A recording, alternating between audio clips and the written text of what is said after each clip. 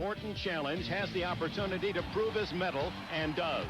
Denver quarterback John Elway is the outstanding athlete, and Monday night against Buffalo was the challenge. Fourth quarter, second and long, the opportunity, and John Elway seized it. A tackle-breaking run that measured his greatness. Elway advanced 31 yards to smother Buffalo's comeback hopes. Today's challenge is the Los Angeles Raiders. Will the opportunity arise, and can Elway seize it again? Today in Denver, we'll enjoy the answers.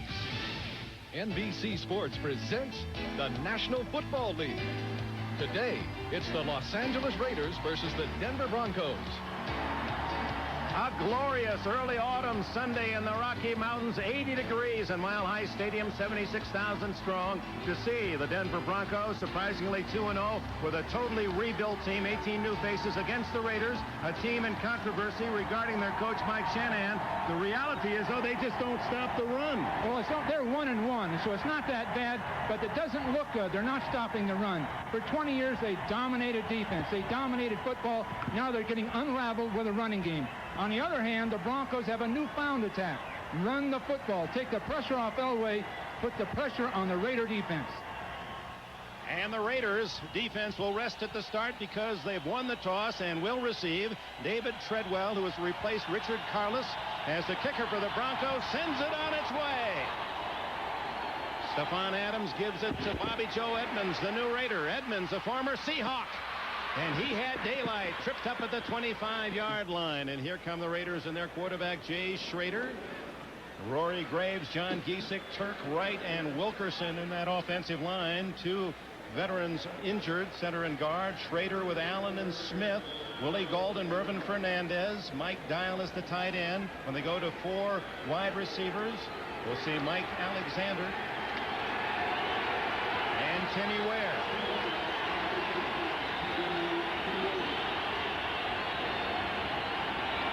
Partisan crowd certainly is part of Denver's great home field record. They've lost only 13 times in 9 years that Dan Reeves has been the head coach here at Mile High. Schrader looking long. He goes long, but to the sidelines. Willie Gault was the intended receiver. The defense of the Broncos, and a lot of new names in the Denver uniform this year. Alfonso Carricker, Greg Cragen, and Andre Townsend, the front three. Brooks, Dennison, Mecklenburg, and Fletcher, those familiar linebacker names. When they go to the nickel defense, those four men in white go out and come back in a different position. You'll see Holmes, the former Buccaneer, Carricker, Mecklenburg, Fletcher, Corrington, Haynes, and Robbins with the same four defensive backs. We'll show you those after this play. 2nd and 10 from the 25. Schrader changing plays at the line of scrimmage. And the handoff to Steve Smith, the fullback. And this is a smothering, aggressive defense of the new defensive coordinator, Wade Phillips.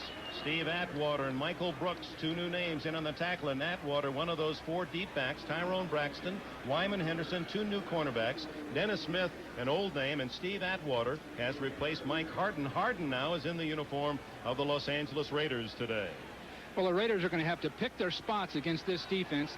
So far this year, 1-1, but they haven't had any of that consistency you need. So they're going to have to find their way through this defense. Schrader from the shotgun on 3rd and 9.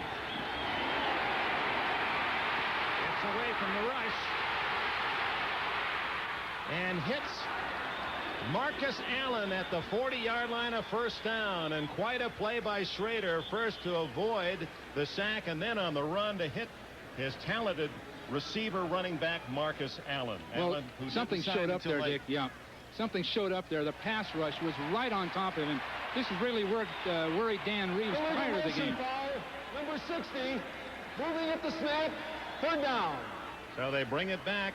Rory Graves was moving in his attempts to block for Schrader, so that first down pass nullified, and it'll now be 3rd and 14 for Schrader. Well, look for that pass rush. Dan Reeves is really concerned about it. They're stopping the run, but they haven't gotten the quickness they need coming up the field in the pass rush. That last play, they were there. They forced Schrader out of the pocket.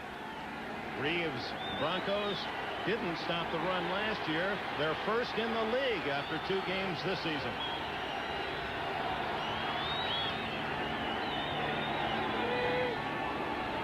Vance Mueller in motion. They like to throw to him. He has good speed.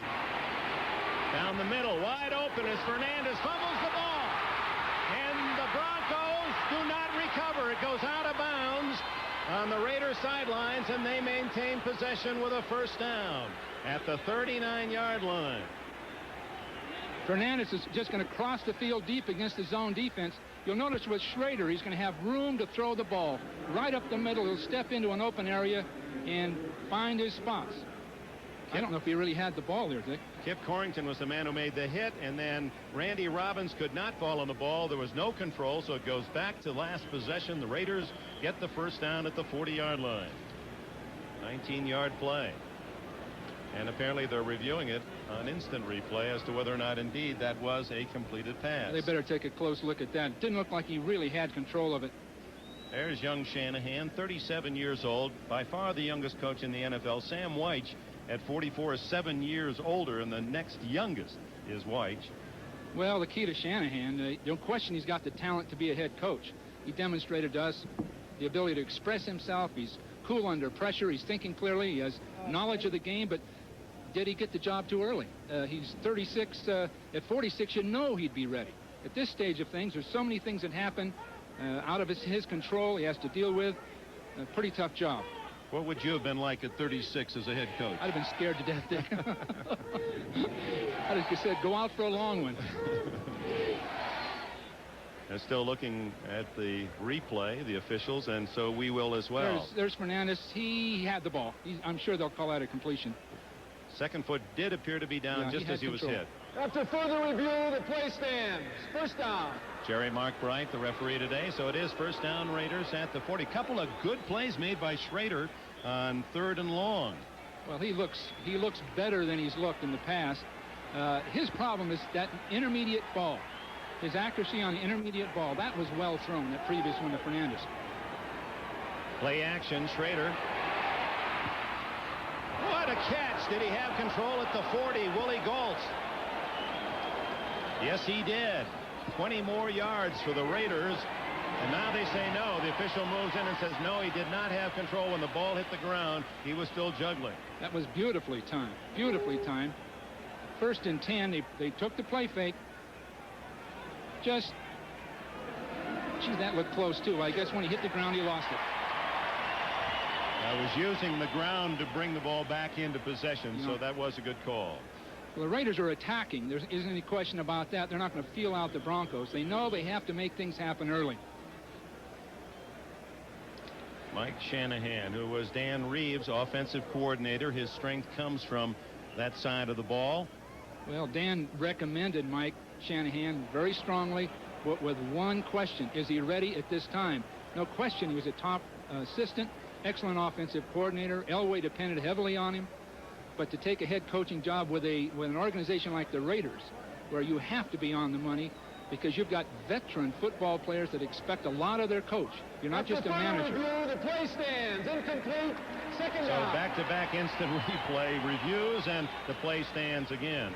And another nice delay. That gives me time to give you a score from Philadelphia. 31-28 San Francisco leads with 3 minutes to go as the 49ers, rallying from 28-17 down, have taken the lead on back-to-back Montana touchdown passes. No question, Philadelphia blitzed one too many times. 2nd down and 10. That's Dial, the tight end, in motion. The toss to Marcus Allen. And Allen, the all-time rusher in Raider history, has about 7 before he's knocked out of bounds at the 47-yard line. It was a beautiful block by Steve Smith on the linebacker. He just chopped him down. Smith, who blocked for DJ Dozier at Penn State before being drafted by the Raiders 2 years ago in the 3rd round. And he has done some damage to the Broncos. Last year, Denver fans will well recall leading 24-0 at the half. Second half, the Raiders came back, forced overtime and won, and Smith had a couple of key touchdowns in that game. 3rd and 3. Out of the backfield is Smith, and he has the first down at the Denver 43-yard line. Well, we had good protection that time again for Schrader. I can understand Dan Reeves' point because his defenders are not getting off the blockers. There's no real pressure on top of it. And just a man in the flat, easy enough. Up the field he goes. And one thing about Smith, he's developed into a good pass receiver, an excellent blocker, and he carries the ball just enough to keep the defense honest. And that keeps the heat off Marcus, because as you know, Marcus is one of the great campaigners in the game today, Marcus Allen. And a marked man for every defense in the league. So another first down for the Raiders. As they take the opening kickoff and have now marched into Denver territory. Michael Brooks can't get Schrader, misses him a second time, and finally down he goes at the 45. That'll go as a sack. Michael Brooks, talk about frustration. He had 2 shots at Schrader and couldn't nail him either time. Well, he blitzed right up underneath everything. Nobody to block him. A play pass, the back was supposed to come across, couldn't make the play. Schrader shows a lot of poise. You know, he's 4 years behind Elway in experience. He was in minor league baseball 4 years. Elway was 2 years at Stanford, 2 years with the Broncos before Schrader even attempted football. 9 games as a college football player, 9 games at UCLA up to his sophomore year. So he's made tremendous progress. Second down and 12. Fernandez, the only man that's wide. He's to the near side, and now Marcus to the other. Fumble, and Denver recovers. Rick Dennison. Oh, you don't see many mishandling of a snap like that where it just shoots right to the defense. Wade Phillips, the Bronco defensive coordinator, the son of former head coach at Houston, New Orleans, Bum Phillips. Boy, that's a gift. Looks like Schrader was concentrating downfield, just took his mind off taking that snap. And Dan Turk, the center, kicked it forward, it appeared, right to the Broncos. Yep, there's Turk, and unintentionally. Well, we'll see a new Bronco offense now. New offense, 2 tight ends. Elway. Down the middle. Incomplete to Clarence Kay as tight end. Jeff Lee, the safety, the man replacing the late Stacy Turan. They'll work on him. Let's look at the Denver offensive unit with Elway running the show. What a great player he is. Perry, Bishop, Karts, Chiriga, Lanier. Those 5 men are 16 pounds heavier per man than the team that blocked for Elway last year. Winder, they got a big fullback in Alexander, Jackson and Johnson and Kay, familiar receivers. When they go to 4 wide out, you'll see Steve Sewell and Michael Young. As you know, Ricky Nattiel placed on the injured reserve list. He'll not play now for 6 weeks. He has a fracture of the kneecap.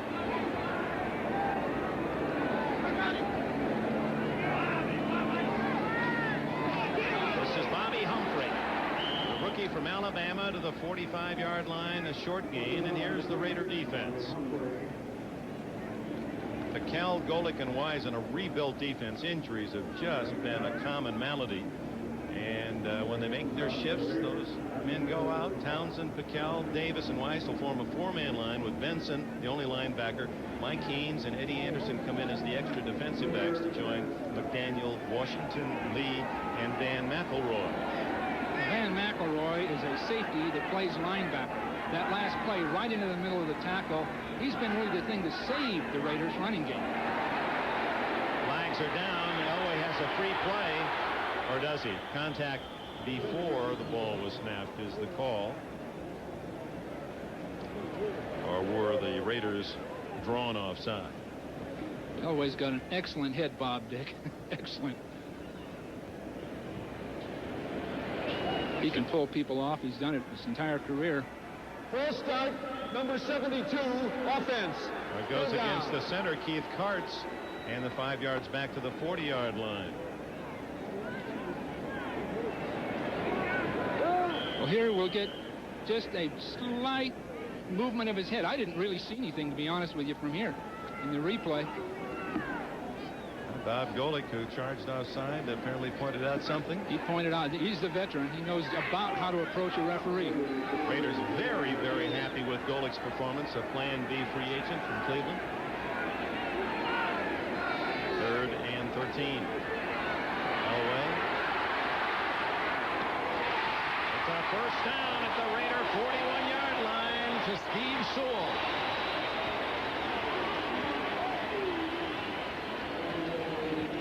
Steve Sewell from Oklahoma, a #1 pick of the Broncos 4 years ago. Now he's going to be used almost primarily now as a receiver. Well, he's just reverted to that as the years have passed, but now with the injury to Natil, he'll take that job. Steve came out of Oklahoma as a running back and flanker, and people couldn't decide what to do with him. Denver took him, I believe, as a running back. That didn't work out. He's been an exceptional receiver as a spot player. If you want to know the best movies around town, ask Sewell. He's an avid buff and really a very discerning one. Bobby Humphrey, the man that the Broncos are very excited about, is held at just about 3. Golick and Benson make the tackle. Humphrey's an interesting case in himself. Coming out in that supplemental draft, had poor workouts. 2 times he broke his foot. A lot of people passed him up.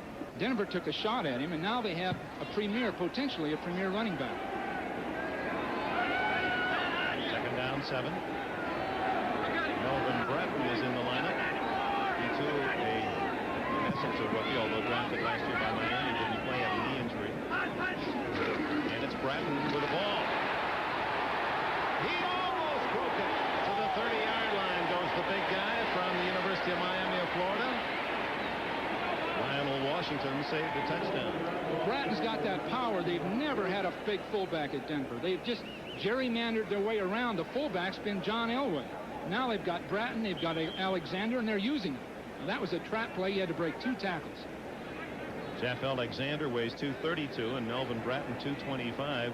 It is a Denver team that has made some wholesale changes on both sides of the ball. Well, they're going to take the pressure off Elway, I think, Dick, with this running game. Everywhere John's been, he's been expected to carry his team. Now he's got a running game. It is a 1st down. John Elway, you talked about his size, and he is big, 6'3" and 215, and has the best career rushing average of anyone in a Bronco uniform, 4.6 average. Sewell and Winder under 4. I think you'll see John running less now, and his running backs carrying the ball. That'll be a real changeup. That'll really, he'll profit from it. His career will be extended, and he'll really reach that greatness that comes with experience. No score, 1st quarter, 8:26 remaining. Sammy Winder, a little delay, and he weaves his way inside the 25. Great job of pulling by Gerald Perry, the left tackle, right up through the hole. Beautiful shot. Now we're going to get a pull right up through the hole by Perry. Both these people pulling and trapping with the counter play, and you'll see some excellent movement by both people. Watch Perry right up through the field, 60, right up into his man.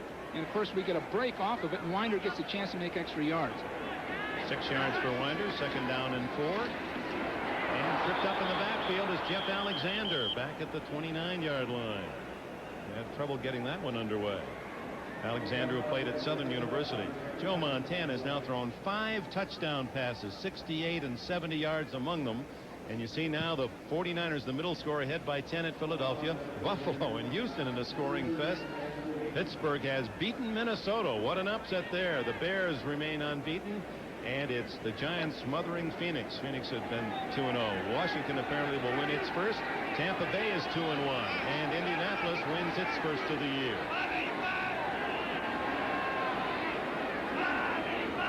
That's Michael Young in motion. He was going forward. That's a penalty. The throw by Elway, incomplete. Intended for Mark Jackson, and Terry McDaniel knocked it away. But Michael Young was moving upfield, the man in motion, before the ball was snapped. He just turned upfield, anxious to get up the field. In that case, he can't hear John talking, Elway talking, and he can't be totally sure when the ball is going to be snapped. So you see him bending up the field prior to the snap.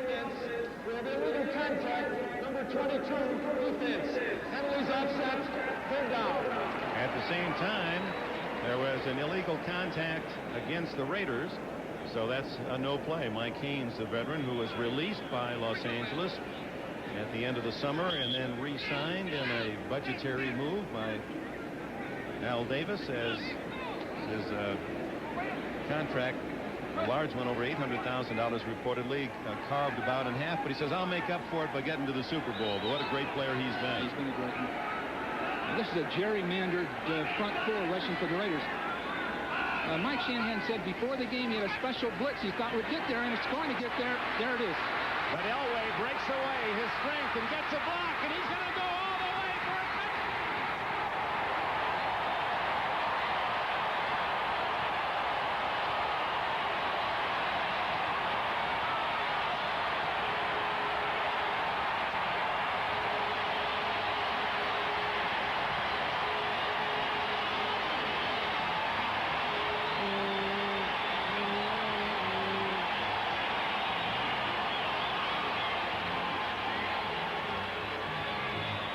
We started today and welcoming you to Denver, talking about the greatness of that man, John Elway, and it gives you shivers when great players do great things, and Elway doesn't disappoint you often.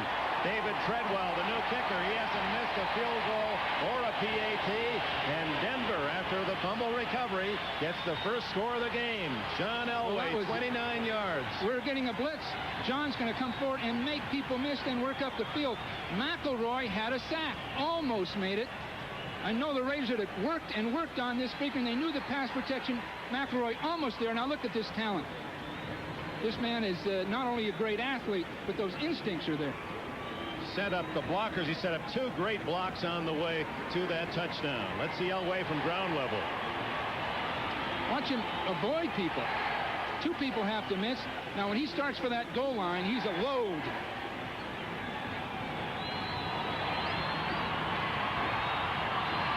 Now after the fumble recovery on a bad snap, Elway gets his team in the end zone. Dan Reeves said, you want to talk about extending that long-term contract? What a player.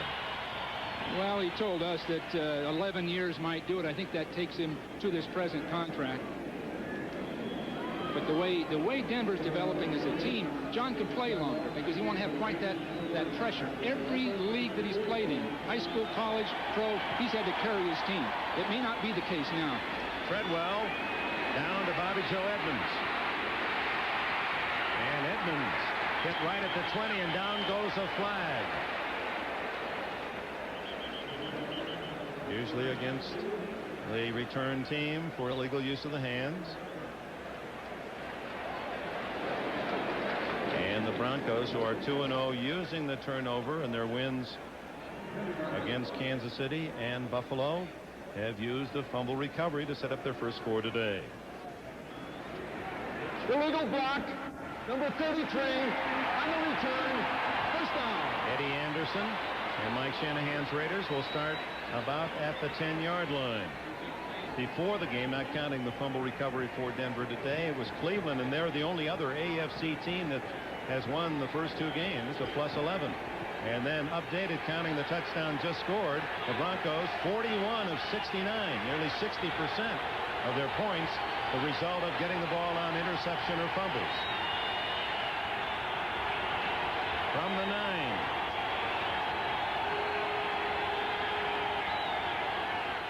A draw to Marcus Allen. And what an effort by Allen, who fumbles, but I believe he was down. He was marked down at the 15-yard line, a 6-yard gain for Allen. Marcus has been a great campaigner, one of the great players in the league, but more importantly, what a competitor. And he's had to carry his team in a sense. He's one of the few people left from the glory days of the Raiders. There are his numbers, more rushes and more yardage than any Raider in history, still averaging over 4, 62 touchdowns rushing, and you add to that another 15 receptions, has 79 touchdowns in his career, more than any Raider.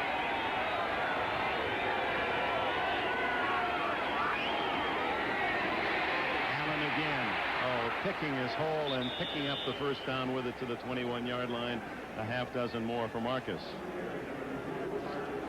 Marcus Allen, as you look at him, there's another man on the Denver sidelines watching his every move, Bobby Humphrey. Bobby Humphrey, from a youngster, just watching television. They're both built the same running style, and as this day progresses, you'll see Bobby have his shots at running like that smooth, easy, striding, instinctive kind of running. And Humphreys is a young Marcus Allen in a sense. That was my idol growing up in Birmingham. On first down, Steve Smith, the fullback, gets a couple, maybe 3 out to the 23 or 4-yard line. Greg Cragen, who led the Broncos in tackles last year at his nose position, makes the hit. There's Cragen from Utah State. To help the defense, Cragen has played well, but Carricker coming in, Townsend, big people in that defensive line, working with Mecklenburg and Dennison. They're much stronger inside than they've been. And of course, they're stopping the run better. Instead of the schemes and the tricks that the Bronco defense was famous for under Joe Collier, who won games of mirrors with the talent he had, this is a more aggressive and certainly a bigger defense. Schrader, plenty of time. Ooh, right through the hands of the tight end Mike Dial and almost into the Broncos, Simon Fletcher. Well, Mecklenburg was coming off the corner that time. He was well blocked by Graves, but that's a good story in itself too, Dick. Here's Mecklenburg, Carl Mecklenburg, now in the vintage years of his career.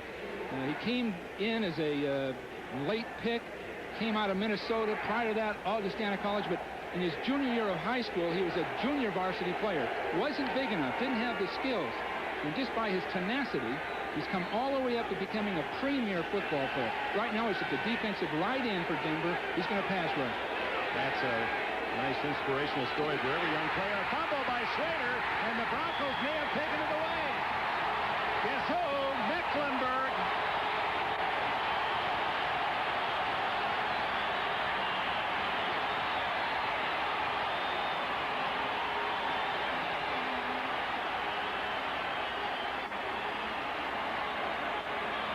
Well, the snap was mishandled, but Mecklenburg had so much push and drive, he put Graves right back into the quarterback. And then with Schrader going for the ball, Mecklenburg was just a bit quicker and a bit stronger in getting it. That ball was there. He went for it. One of the problems Graves has had, number 60 for the Raiders, offensive tackle, he hasn't had the foot quickness thus far. Low at 4:25 remaining in the first quarter. The Broncos leading 7-0, presented with another outstanding opportunity. Here's Humphrey. And he's all the way to the 3-yard line. There's something you didn't see often from Denver, a sweep. I think that's the first time I've seen that sweep run by Denver in Reeves' history. What we've got is a block here, both guards out via San Francisco style, and they just break that entire corner. Humphrey gives them the speed to get this done. Flanker blocks down. There's your fullback, Alexander. Both guards pulling, and Humphreys just skirts that in using his speed. Now, that's a totally different look for Denver. And again, I'm a big Elway fan. That's going to take the heat off John Elway. Yeah, Marcus Allen said, hey, I might be idolizing his work, Bobby Humphrey. First and goal, Denver at the 4. Fullback Alexander straightened up at the 1-yard line on a solid hit. Eddie Anderson came up to meet him and deny the touchdown. Just a straight shot right up the middle. One man to do it. Anderson had to make a heck of a tackle to get that done. Again, you've got a big fullback now, 230 pounds, in Alexander. Again, they've had to do it in a sense with tactics at Denver in the past. Now they can just take you on physically. Yep, undersized both offensively and defensively, and still made it to 2 Super Bowls. Elway looks at the formation and calls timeout with 3:49 remaining in this opening quarter.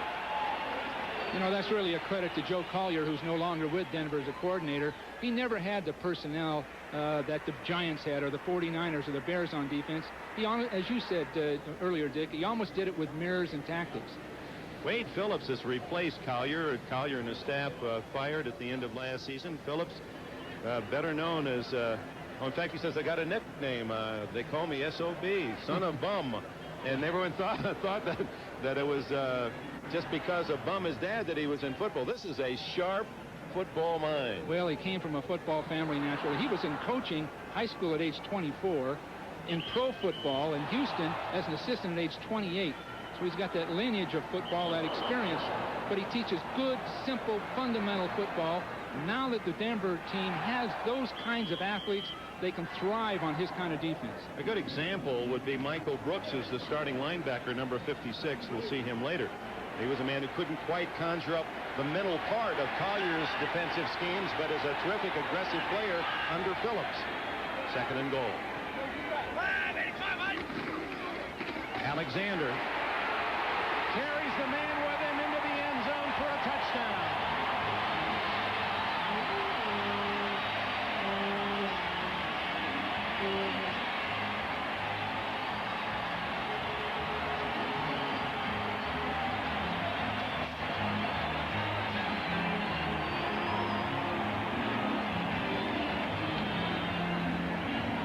there's a difference between Alexander, 232, and a 200-pound back that used to try to get it in for the Broncos.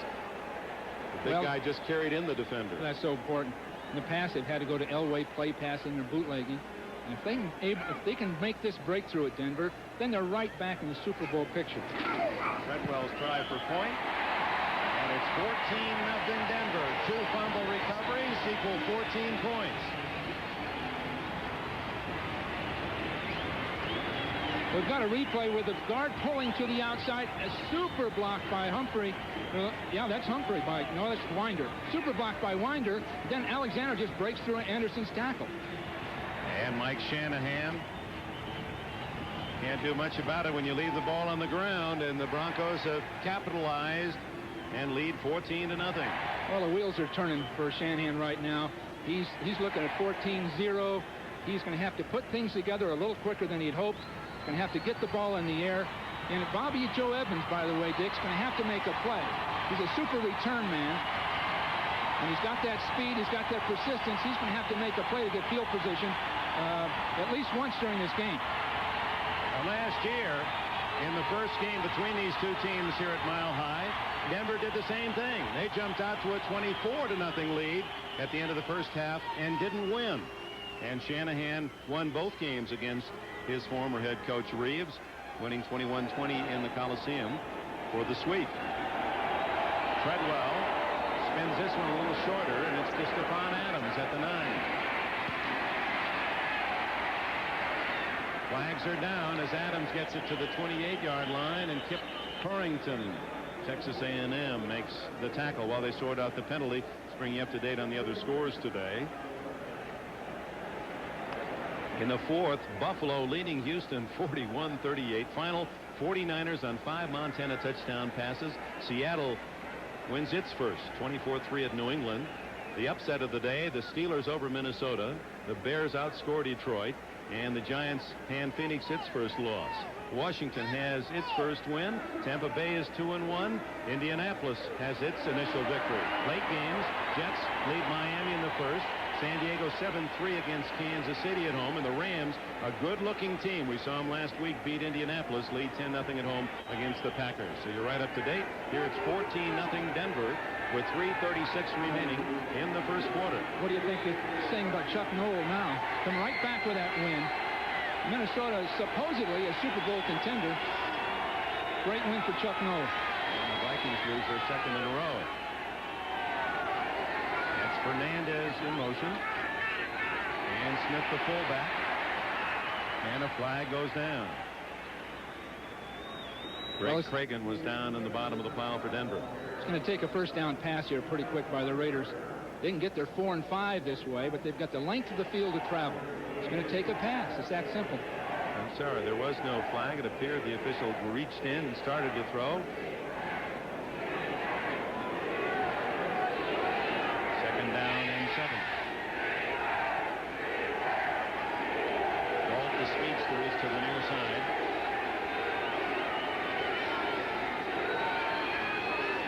Look out for Mecklenburg. Prater throwing it a mile to Galt and overthrows him. Boy, does he have an arm? Almost too much. He overthrew him last week at Kansas City, and Galt sprinting clear.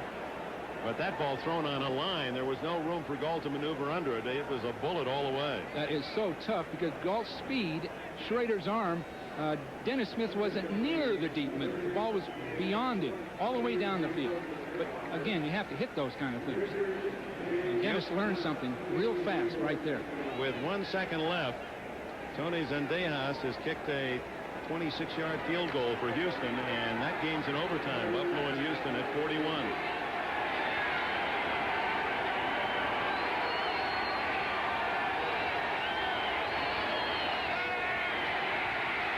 Schrader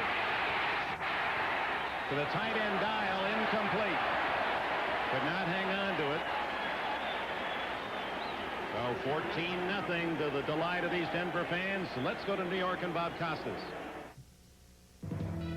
Dick, this is the game you were talking about a moment ago. 3 seconds on the clock. Tony Zendejas from 52 yards out. He drills it home with plenty to spare in a game that'll take about a half hour to recap. It's been so wild once it's finally over. 41 all. They go to overtime in the House of Pain. It's a beauty. So we're going to try to get permission from the National Football League front office to extend the halftime show to 45 minutes just to get in half the scores today. It comes down to Ken Bell, and Bell is hit at the 47-yard line. Jeff Gossett's kick, 46 yards. Let's tuck in some baseball scores of note, importance, as the pennant races come down to the final weeks. Baltimore a game back at Toronto, trailing the Yankees in the 9th. Toronto and Milwaukee tied at 2 in the 6th. Oakland apparently is going to make it, but not locked up yet. They lead Minnesota, while Kansas City and California are winning, but the Angels are 4.5 back, the Royals 5.5 out. Good field position again for Denver. Winder. He's to the Raider 45, a gain of nearly 8. Well, that's the heart of the Raider defense is weak. Golick is playing excellent football, going down the line of scrimmage to plays, but both his linebackers, Shipp and Benson, aren't attacking the guards when the guards come out to block him. We saw that in previous 2 games. There's all kind of running lanes up behind Golick on either side of him as he tries to go down the line of scrimmage. Basically, what we're seeing is we've got a great player, or at least a very good player in Golick, very, very average players at this point in both those inside linebackers. Second down 3 as they mark it at the 46. Elway tries a deep one to Jackson. Touchdown.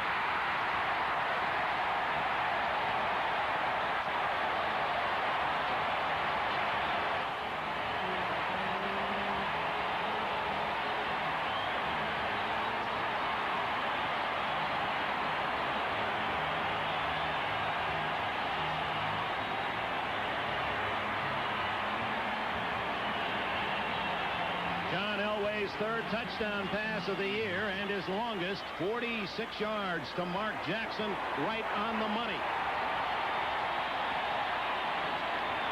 Al Davis in the crowded press box area. Well, when we talked about McElroy earlier, we said linebacker safety. He's been coming up to make these stops at middle open when he came forward on that play pass. David Treadwell just does skid that one through the right side. It's 21-0.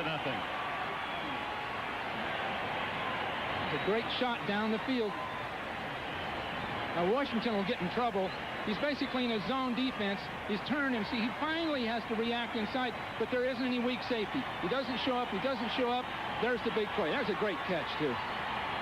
It appeared Washington was in position to move in and make the defensive play, and Elway had just enough arm to put it out of the defender's reach. 21-0 with 1 minute 43 seconds left in the first quarter, and do they love it in Denver?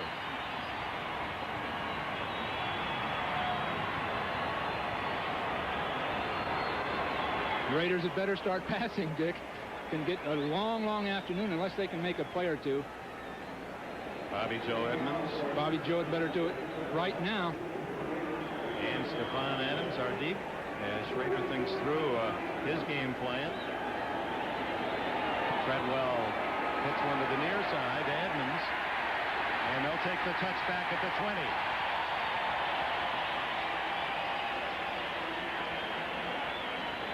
We're going to get a post pattern here, Dick. McElroy's going to be looking the other way with a good play fake inside. We're going to have a big hole in the defense with Washington isolated down that field. See McElroy just turn his back. Now it's too late. And that's a concentration catch because Washington reached in just a little bit early. Mark Jackson, really a happy-go-lucky guy. He's got one of those terrific smiles, and he's got that enthusiasm, almost naivete of a young man. He says, but you know, for the first time, I think I'm a veteran. I can actually say I'm a veteran. I feel like I'm a part of this whole thing, and it's not just a dream. Well, the confidence oozed out of him. Screen to Marcus, and he's got some blockers. And dives out to the 30-yard line. It'll be, depending on the mark, close to a first down. Think of Marcus now. When Bo Jackson returns, Marcus is now a fullback. And this great campaigner who gives it everything he's got throughout the game, throughout the season, in a sense has carried his team when they've lost some of that great talent over the years. He's going to have to play fullback in a few weeks. And I can't say that it's the wrong thing to do, but Marcus has to be a big guy to be able to accept that.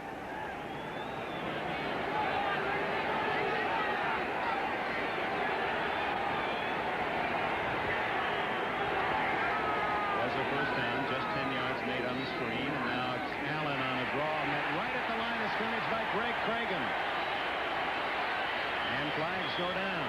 Boy, getting a little serious in there now.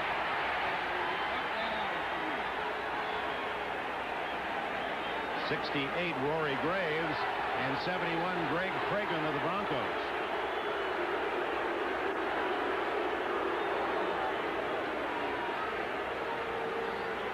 Well, the Raiders are going to have to keep their poise at this point. You can get frustrated down by 3 touchdowns and take things personally, but they're going to have to keep their poise. Mike Shanahan went through a tough preseason, lost all 4 of the Raider games, and came out, won on opening day impressively against the Chargers, 40-14. Lost a tough one. They could have won last week at Kansas City. At least that's how they felt. A drive at the end of the game by the Chiefs won it. 60 yards of the drive on penalties. And Shanahan, the rumors in Los Angeles have been frequent that he is in trouble. Personal foul. Unnecessary roughness, number 32. Offense. It's still first down. Well, Marcus Allen didn't like what happened, and he apparently, after being tackled, let's see, does he kick? Yes, he kicks Craig. Oh, right in the face he kicks Cragen. We're playing that back and forth. He didn't kick him that many times. No, I hope not. Well, that'd be like a Sugar Ray Leonard jab. Yeah, Mike Tyson uppercut. Nothing going right for the Raiders. Well, Shanahan is accepting and absorbing so much heat. And I think he's handling it as well as it can be handled. And he's keeping his poise. First down and 25 after a 15-yard penalty.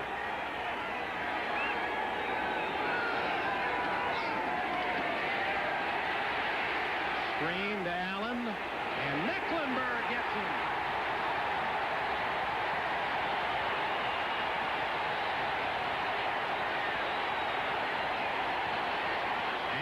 The end of the first quarter in Denver, and all orange 15 minutes. Well, that is personifies what's happening with Denver right now. You see Mecklenburg's drop, good position, the ball's thrown, nobody to block him. Screen pass, people are out there late, just ill-timed screen pass. And of course, when you start doubling up on screen passes, Denver senses it, they're all over him. Oh, Mecklenburg, a Pro Bowler, makes the big play defensively at the end of the first quarter, and the Raiders now trailing 21-0, look for a new direction to go, and they'll start from the other end of the field. Davis, the general partner, who's been a coach, a commissioner, the owner, the manager, and they say he's been drawing plays and sending them down to the sidelines. Do you believe that? Well, I'm not sure he did that, but I'll tell you this, the formula works. He's had 3 Super Bowl wins, 4 Super Bowl appearances with this formula. So it couldn't be that bad. He's the most knowledgeable man in the game today. When you took the comprehensive part of football from the briefest and simplest skill to the most important administrative areas of it. But with that comes some luggage as well. You know that you're going to be the head coach, that he's going to do a lot of the coaching with you. He's not going to leave you totally alone. No, he's always done that. He's got a great football mind, but it puts tremendous stress on the staff. They have to understand it. When he makes requests, they're directions, and they come at any time in the week. They're always very good, but it takes someone else to implement them. But Tom Flores lived with it, won 2 World Championships. John Madden developed as a great coach under Al Davis. So you can't say that it's all bad. But the problem with it, when you take a very young man like Mike Shanahan and put him under that heat, that's when you have your problems. Can Mike handle it? It's interesting. Both Madden and Flores have called Shanahan this season saying, hey, it's no different than when we were there. Hang in there. I mean, we went through it too. And it can be gut-wrenching to have that heat because you know the man's virtually always right when it comes to football.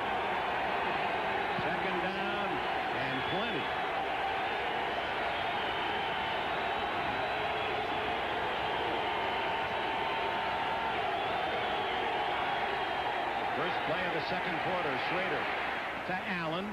Out to the 22. They get some of the yardage back, and that'll bring up third down about 8. Well, Reeves, of course, Dan Reeves thinks so much of Mike Shanahan. He had a lot to do with their early success, because even offensively, they had Elway, some skilled people, but really it was concept, and Shanahan had a lot to do with it.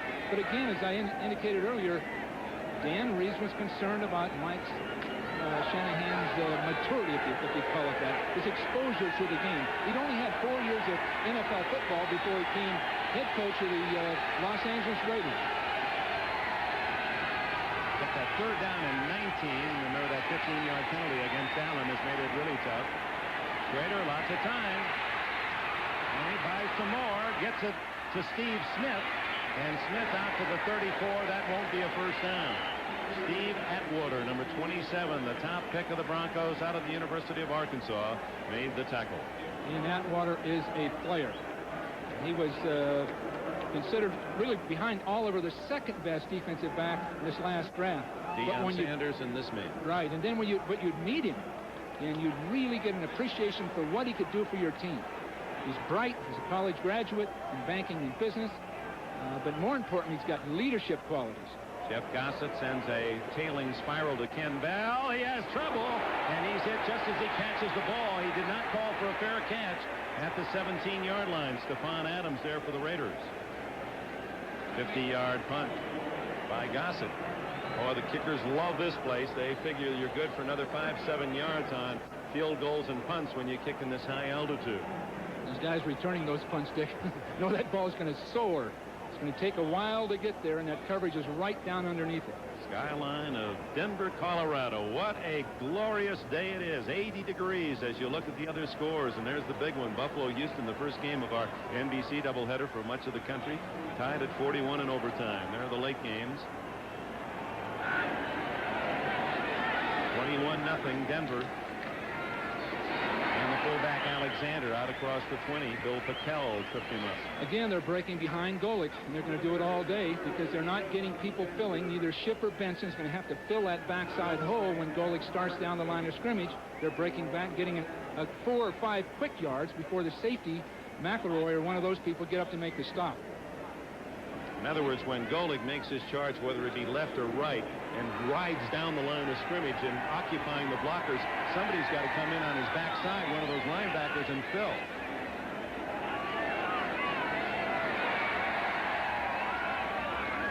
On 2nd and 7, a delay. Oh, my! Winder is popped as Tom Benson, number 54, he filled. He saw a hole and shot through. Benson from Oklahoma, Plan B free agent from New England. Well, the Raiders have tried to help their team to refurbish it with Plan B people. Emmanuel King, Benson, Golick, Shipp, all these people are Plan B, were become free agents with other clubs, signed for big bonuses. That's really not going to get it done championship-wise, but I guess it can buy some time until you really get the young, really talented players. And some of your other star players who are injured. In fairness to Shanahan, this defense is really riddled with injury problems. The key players. Elway again escapes the rush. Anderson comes up to run him out of bounds.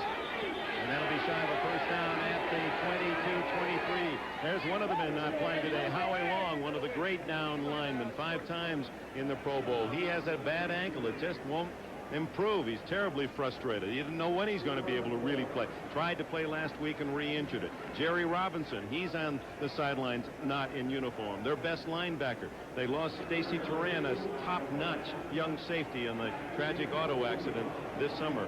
So you take 3 of your 4 best players. You only have Greg Townsend being the 4th out of that defense. It's like taking your number 3, 4, and 5 hitters out of a baseball lineup. Well, there's a lot of truth to it, but I'll tell you, in the case of Howie Long, in the case of Robinson, they played a lot of football. You can almost assume they're going to have minor injuries at this part of their career. Moran hits a high one. Oh, to Edmonds at the 21.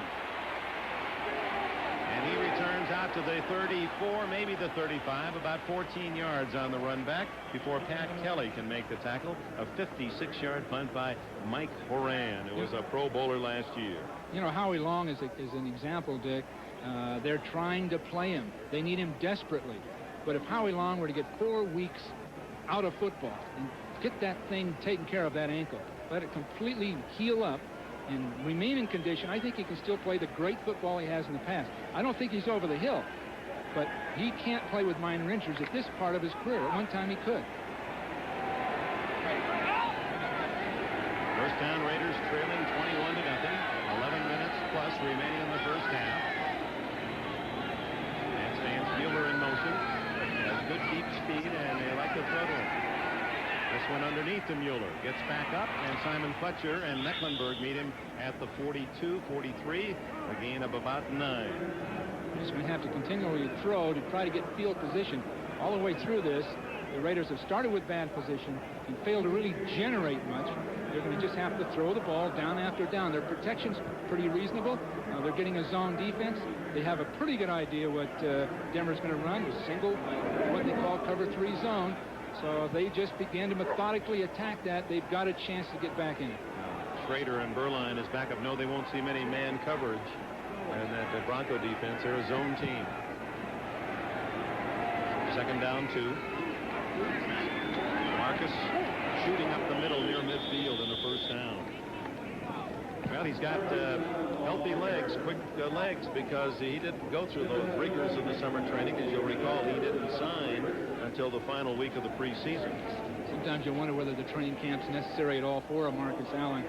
I'm sure that's how the Raiders felt. Shouldn't say he signed, should I? He just reported because he wanted to play. He's trying to negotiate with Al Davis. One of the key parts of that negotiation is he doesn't want to play fullback when Bo Jackson comes back. I think that's what he's been holding out for. I don't know what kind of concessions he got, if any. He wants the team to win, but that fullback spot, he's not built for it. On first down, Schrader. No one there except the Bronco. Atwater gets a gift. 40, 50, and he's out of bounds at the Raider 43. Steve Atwater.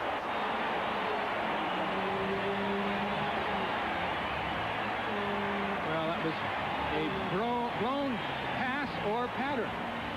Because Galt wants to break to the outside, and Schrader throws it for an inside break. Steve Atwater saying, my, throw this right to me. He has his first pro interception. When you see Galt breaking to the corner, we're going to get a ball thrown right inside. There's the interception.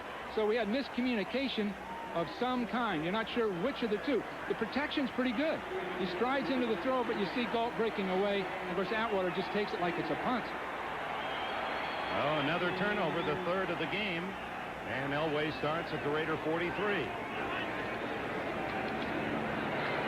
And Bobby Humphrey gets very little. Tom Benson right into him. Well, Benson's been leading the team in tackles. That's one of the few times he's made the tackle on the other side of the line of scrimmage. In my observation, he's been making a lot of stops working along the line of scrimmage behind it. And that's just not going to get it done for a linebacker. In his own set, meaning behind it, being in your own secondary, in your own not secondary, behind right, it. right. Did I say behind about 4 times there? Ball at the 42, second and 9. Humphrey and Alexander, the young setbacks, and Golick charges in. We'll see if Elway drew him off.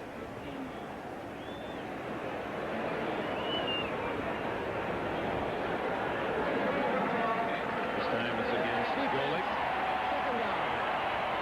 Two fumbles, one that stopped an opening drive by the Raiders, and another deep in Raider territory have led to Elway scores. Elway took care of the third himself on a 46-yard bomb to Mark Jackson. Make it 21-0, and now they have the interception by Atwater as they look for more. Well, both Piquel and Wise, the two defensive ends for the Raiders, are tall, angular, spot player type people. And right now they've got key roles with no one to back them up. Doesn't have to play the entire game. It's tough to take on those big tackles. Here's Humphrey looking for the first down, and will be close at the 33-yard line. Golick made the tackle. Well, speaking of desperation, you see number 52 in your picture for the Raiders. That's Lyndon King, the veteran linebacker. He got a call earlier this week out in Honolulu, where he lives. Says, we want you back. He had been cut by the Raiders at the end of summer training and thought he's looking for new life. The former cow chip throwing champion out of Colorado State nearby. So he said he'd come back, give it another shot, and King's going to play a lot today, even though he's only been back in practice 2 or 3 days. Well, he's a big hitter, and the players' entire roster like him. 3rd and 1. Humphrey driving what will be close to a first down while they measure it out. Let's go to Bob Costas in New York. All right, Dick, we're looking in now on the Astrodome. Tony Zendejas, who moments ago forced overtime with a 52-yarder, can win it from 38, but he hooks it wide to the left. It was his second try because moments before a 43-yard attempt was blocked, but Buffalo was offside. Zendejas got a second chance, couldn't hit it. They play on. About 10 minutes to play in OT. Dick? Boy, not enough scoring in that one, Bob. All right, we'll keep you abreast of that game as we go back to action here in the second period. We're at the midpoint of this second quarter. It was a first down, and Humphrey is hit immediately by Goalie.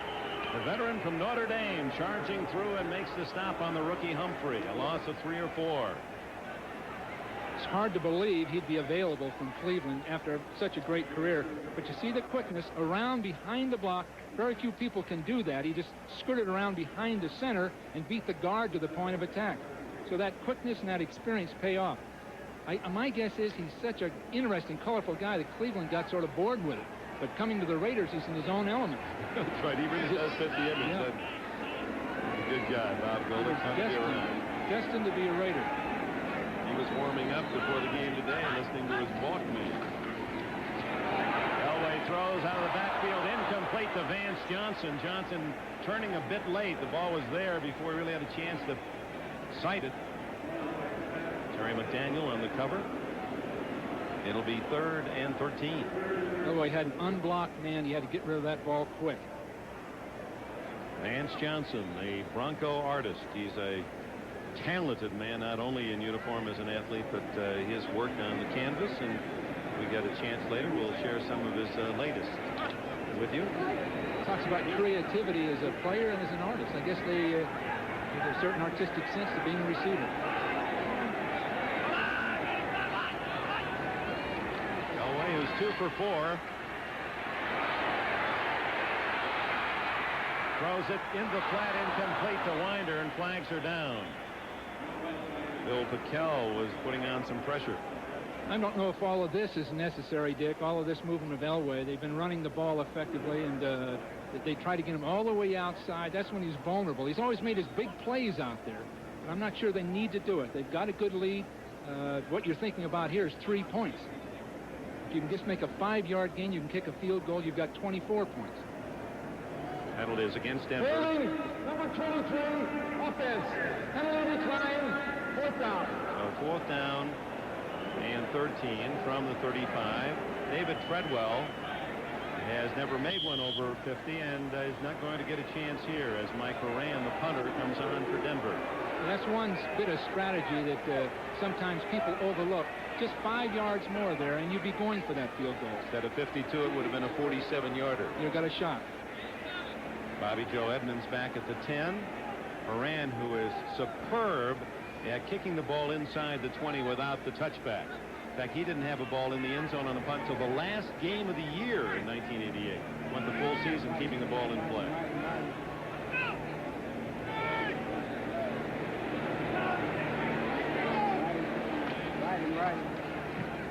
Aims it for the sidelines.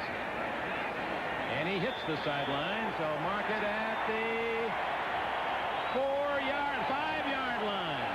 Oh, he does that well. He told me 2 days ago when we chatted, he said, I don't try for that pooch punt or the high one and hope it'll just bounce right so someone can down it. I'd rather use my regular kicking stride and aim for the coffin corner. He's really out of yesteryear, and he does hit that corner. 5-yard line. It's an art form. Looking ahead to next week here on NBC, it all begins with the gang in New York at 12:30, NFL Live, Denver and Cleveland. Cincinnati could be a battle of unbeatens. They're the only 2 teams without a loss on the AFC side. Cincinnati, Kansas City, Miami at Houston, Indianapolis. That's if Houston and Buffalo ever finish. Indianapolis and the Jets, New England, Buffalo. A couple of late games as well. We'll be in Los Angeles, where Seattle will play the Raiders, and San Diego at Phoenix. So from his own 5-yard line, Schrader. Marcus Allen gets out to the 10. And finally, Dennis Smith, a former Trojan, and maybe a little too much on the part of the Broncos, who wrestle Allen down. You know, that Denver-Cleveland game should be a great one. With Bud Carson coming in, they're playing defense. They've got the quarterback. They're in Cleveland. This will make it again tough on Denver. Cleveland, of course, playing Cincinnati tomorrow night. It is against Dennis Smith, a bit overzealous and trying to drag. That was one of those prideful tackles where the back won't go down, the whistle blows, and the defensive player doesn't feel like he's completed his job unless he wrestles down that man with a pumpkin, and Dennis Smith gets the penalty. Well, between those two safeties, Smith and Atwater, you've got two big hitters. Smith with that experience, Atwater with that young enthusiasm. That's so much of football now, the two safeties stopping the run. First down for the Raiders at the 26. Marcus again. Down to the 29-yard line. Let's see what's happening in Buffalo. Let's go back to Bob Costas, NFL Line. Here's the way it ended, Dick. After they had dodged a bullet when Zendejas missed the 38-yard field goal that could have won it in overtime for Houston, it's Kelly to Andre Reed. He weaves his way into the end zone, 28-yard score. Both Buffalo victories this year have come on the last play of the game. They win in overtime, 47-41. What a beauty this one was. Back to Dick and Bill.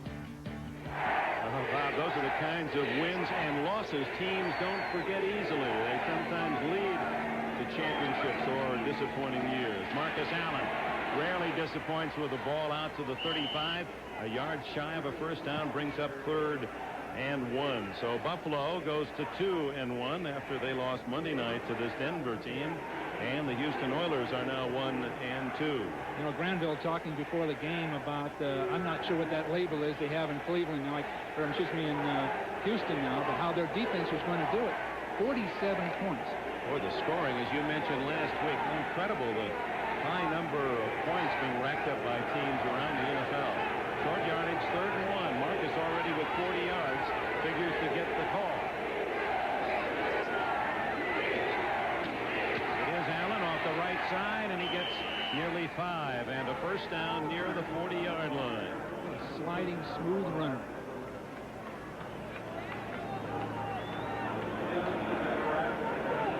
Well, I know you're out of breath, but we want to welcome those of you who have been watching that struggle in overtime as the Buffalo Bills and Houston Oilers have finally finished business. You see the score, 47-41 in overtime after the Oilers squandered some field goal chances to win. Here, Broncos of Denver have not wasted any opportunities. They've racked up 3 quick touchdowns in the first quarter, and now in the second period with 4:22 remaining in the half.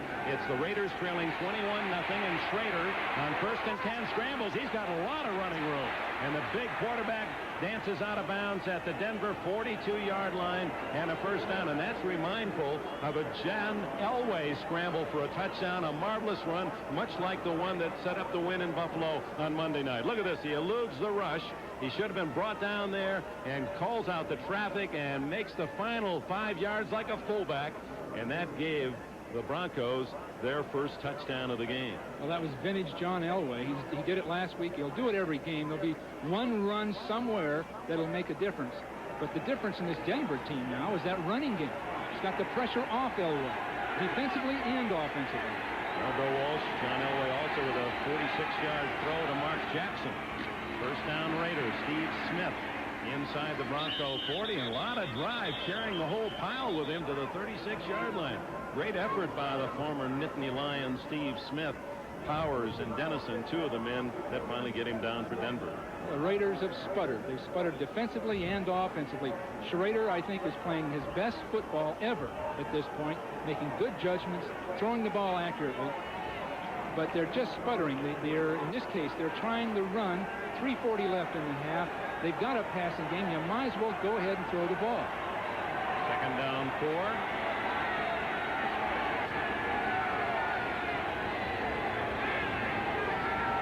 Mueller and Smith are the backs. Play action. Schrader, Fletcher knocks the ball away and recovered by Cragen. A flag is down. We'll see if the play counts. Greg Cragen falls on the loose ball, but it was that man, Simon Fletcher, from the blind side that stripped Schrader. Fletcher came off that backside. Number 60 offense. Decline. First down. Rory Graves trying to pick him up, and Rory doesn't have the quick feet. And it's a play pass, faking a run. Graves trying to block a real quick man in Fletcher.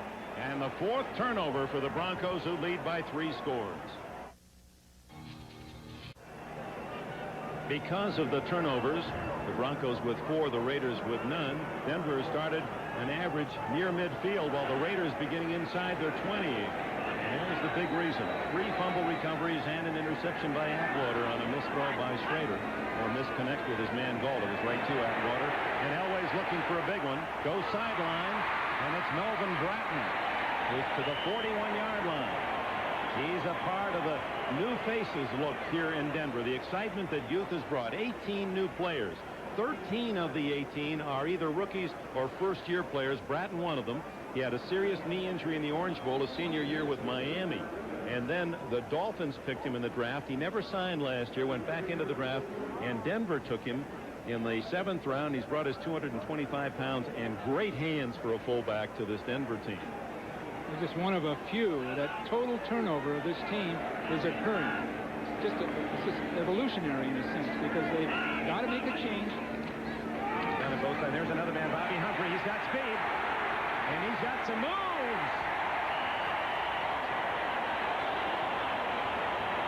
12 yards for Humphrey, who idolized Marcus Allen as he grew up near Legion Stadium in Birmingham, Alabama. That wasn't Marcus Allen running. Look at the sliding, slithering kind of movement. Keeping his feet, head up, the same style. Sort of an upright sliding style, and watch the final spin for the extra yards. That's Marcus Allen. Now Bobby Humphrey has had somebody to watch all these years. One of the truly great ones. One just beginning his career, the other winding down somewhat. It's another Denver first down as they drive for more, leading 21-0. Welcome back to Denver. Dick Enberg with Bill Walsh. Boy, those 49ers are struggling since you left them. Now, you had a chance 10 years with the 49ers. You played Denver and Dan Reeves, what, 5-6 times counting the preseason? How'd you do against them? We couldn't win a game. You never beat them. We had the snowball game. We had the dropped punt. We had the wind blowing last year in Candlestick. But above and beyond that, they were too quick for us, and they beat us. Well, they let you know about that when we arrived in Denver, that's for sure. Here comes Elway trying to add to the 21-0 lead, and Bobby Humphrey has the catch out of bounds at the 20-yard line. Jackie Shipp, the tackler for the Raiders. Here's a young kid from Alabama who grew up, as we said, near Legion Stadium, as we get a little push and shove. Nothing serious. And used to sell Coca-Colas, he told us, at Legion Stadium. He said, all you hope for is to have a good day of sales so that you could quit after 3 quarters and watch the game in the 4th. And I asked him, I said, well, did you always want to be a football player? He said, no, my mother said I should be a musician. He was a trumpet player, pretty good trumpet talent, all through elementary school, and had to sneak away to play in his first football game. That's a familiar story. And he said, the only way I could win my mother's way, I was the most valuable player. I brought back the trophy. Brought back the trophy. He said he tried the trumpet just recently. Thank God he went to football. Oh, boy, he's got some talent. They took a chance. He had a couple of broken... he had his foot broken twice during his senior year at Alabama. And many thought he was a risk. But, boy, the Broncos like him, and he certainly looks healthy. Well, it was really a coup for Denver in drafting him. He wasn't in shape. He had that history of broken bone in his ankle. The scary part of it, a lot of people were off of him because of that. But he didn't work out well. He ran a 4.640 in their workouts prior to that supplemental draft. Denver liked him. He had broken Alabama records. He had the quickness they wanted. They had faith in him. They took him, and it looks like a super pick. As Elway said, it's the first time since I've been here, I've got a back in the backfield, meaning his fullback's bigger than I am, and I've got a man who can go wide. I've never had either. Here's the speed. And on first down, Humphrey's near the 10-yard line as the clock runs. 1:12 left in the half. 21-0, and Elway has 2 timeouts left. I don't think this is one where the Raiders can come back, Dick. I know they did a year ago. Different kind of game. In this game, Denver's dominating physically. And I don't think the Raiders can come back. If they do, they're going to have to go ahead and throw the football. That last hit on Schrader was a play pass with just minutes to go in the half. No reason to play pass block in that situation. Vance Johnson in motion. Elway gets away again and throws for Jackson. Touchdown.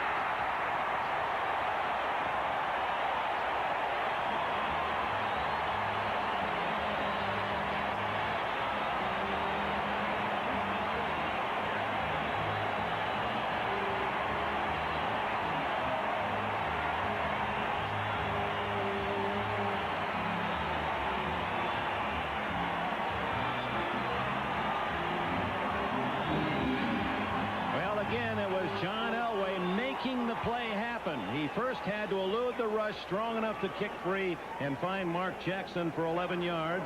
He had hit Jackson earlier on a deep post for 46 yards and a score. This is one of those plays that are spontaneous that Elway's done probably since he's in the 7th grade. A great spontaneous play. David Treadwell, the new place kicker for the Broncos, adds the extra point. And with 36 seconds left in the half, it's all Denver.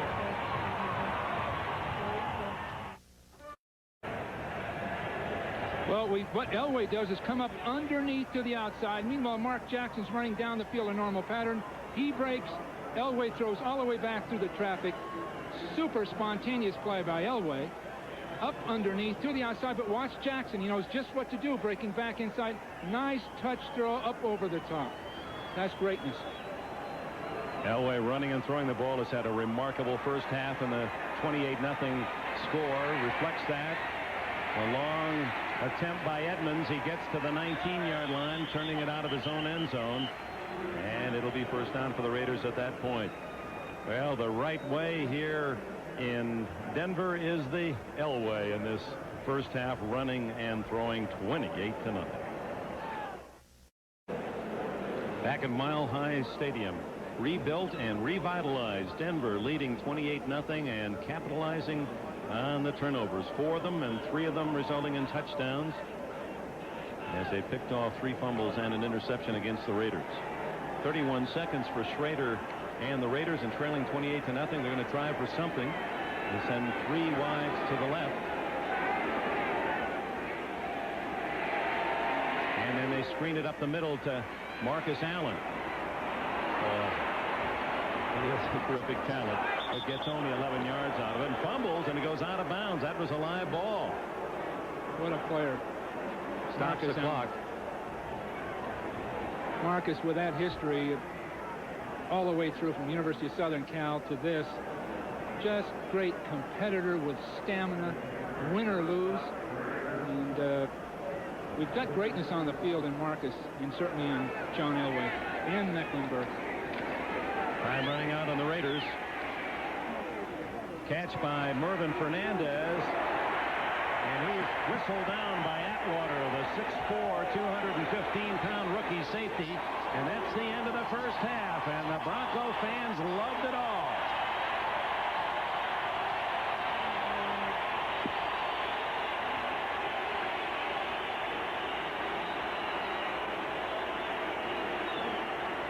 John Elway enjoying a superb first half. His defense got him the ball 4 extra times. It leads to a 28-0. Mention the team's place kicker's name. Jaeger kicks it off to Denver. It's Bell and Humphrey, and Bell takes it at the 9. And Stephon Humphrey, Adams can't tackle him.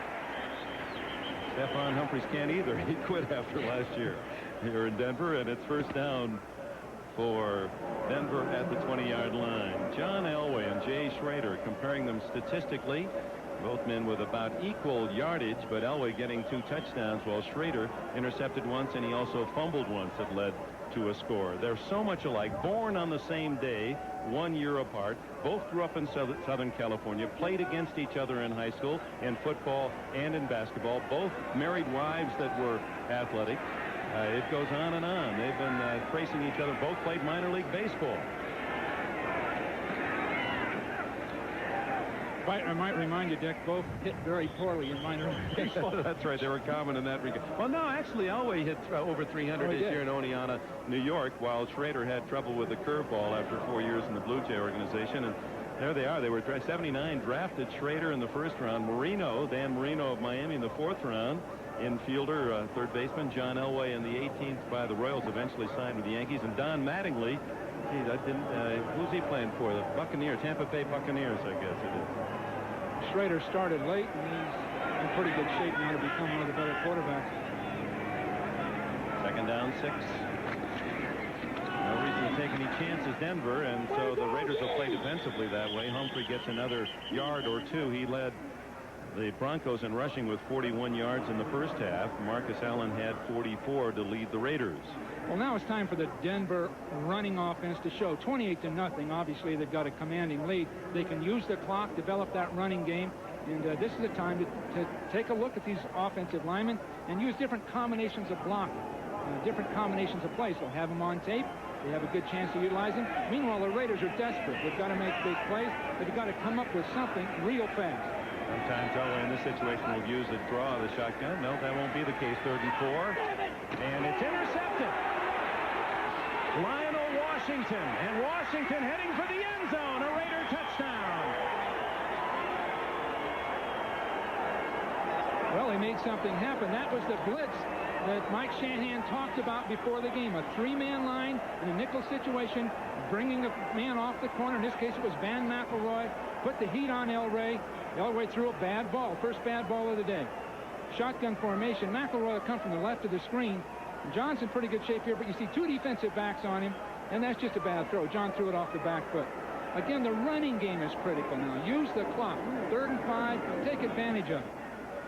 Oh, it took the Raiders a minute and 41 seconds to score here in the second half as Lionel Washington gets a 32-yard touchdown.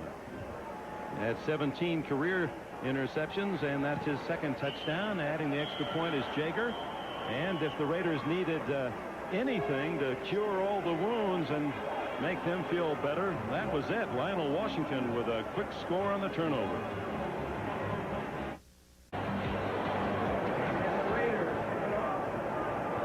The end zone it goes. Ken Bell sits it down for the touchback at the 20-yard line. Let's go back to the touchdown interception by Washington. Well, what we got was a blitz from the outside from both defensive backs. Elway looking upfield with an automatic throw outside, but he just lost track of his receiver. So we see 2 people coming right up the field. Lee's really unblocked, and we had too deep a pattern for the throw, so it's really hard to understand, other than just being sort of reckless when that running game should have been utilized. Let's see what they do now. Go to the running game, John. Go to the running game. Washington with his 2nd career touchdown with an interception. And now on 1st down at the 20, tackled is the fullback Alexander. Again, for those of you who joined us late, the 2 big differences on the offensive side of the ball for the bigger, bulkier Denver team. They were always oversized on offense and defense, and Elway put it very succinctly. He said, for the first time, I'm not the biggest guy in the backfield. He's got Alexander at 232 and Melvin Bratton at 225. And the other is, for the first time, we have sweeps. We can get the ball outside. Bobby Humphrey has the speed to get around the corner. The Denver attack had always been tackle to tackle. They've got the big blocker, the fine running back, a bigger line, as Dick indicated. The pressure's off. Here's the sweep. Here's Humphrey. And he cuts it upfield in a hurry and has the first down.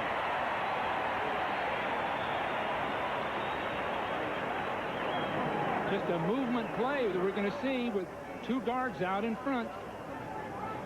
What we're going to get is blocking down, a fullback outside. But look at both guards coming to the outside with that speed. They just took at the edge of the defense all the way around the corner, and that's just hard running right up the field by Bobby Humphrey. That's what they were looking for in a runner. They finally have it. Of course, the pressure's off John Elway. Every team he's been on, from high school, Granada Hills in Southern California to Stanford, every team, he's had to carry it and be expected to win, even his Super Bowl teams. With this kind of a running game, it puts Denver in the big-time slot, so to speak.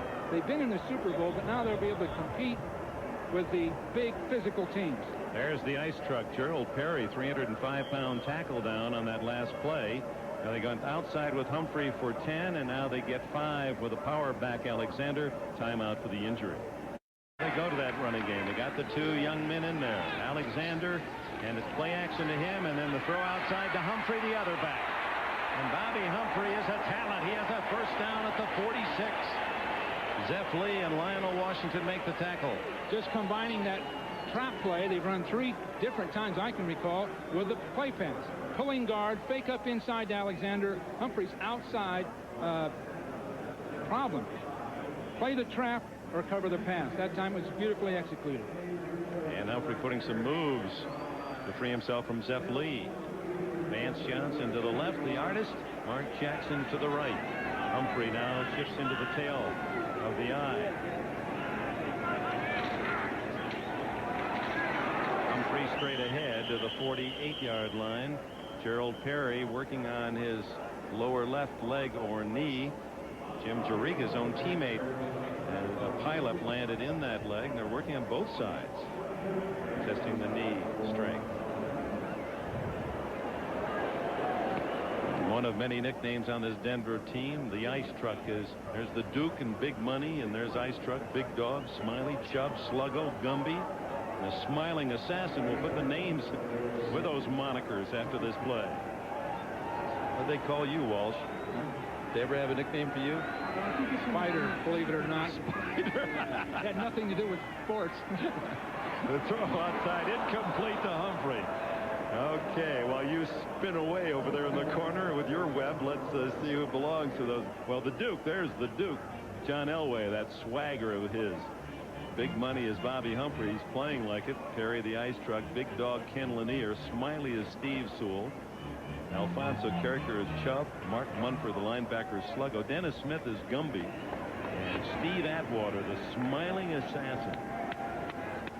Well, again, Denver's been caught throwing the ball. They had an incomplete pass. Again, that running game would be good to go to it and just test it. 3rd and 8, Elway in the shotgun. 9:49 left in the third. Good protection. And incomplete. Mark Jackson with Terry McDaniel all around him. In fact, McDaniel came up figuring he should have had the interception. That would have brought it right together. He had a shot. We have a flag down, and it's I guess time had run out on Elway. Maybe there's no play. Illegal substitution foul. 12 men on the field. Defense. 3rd down again.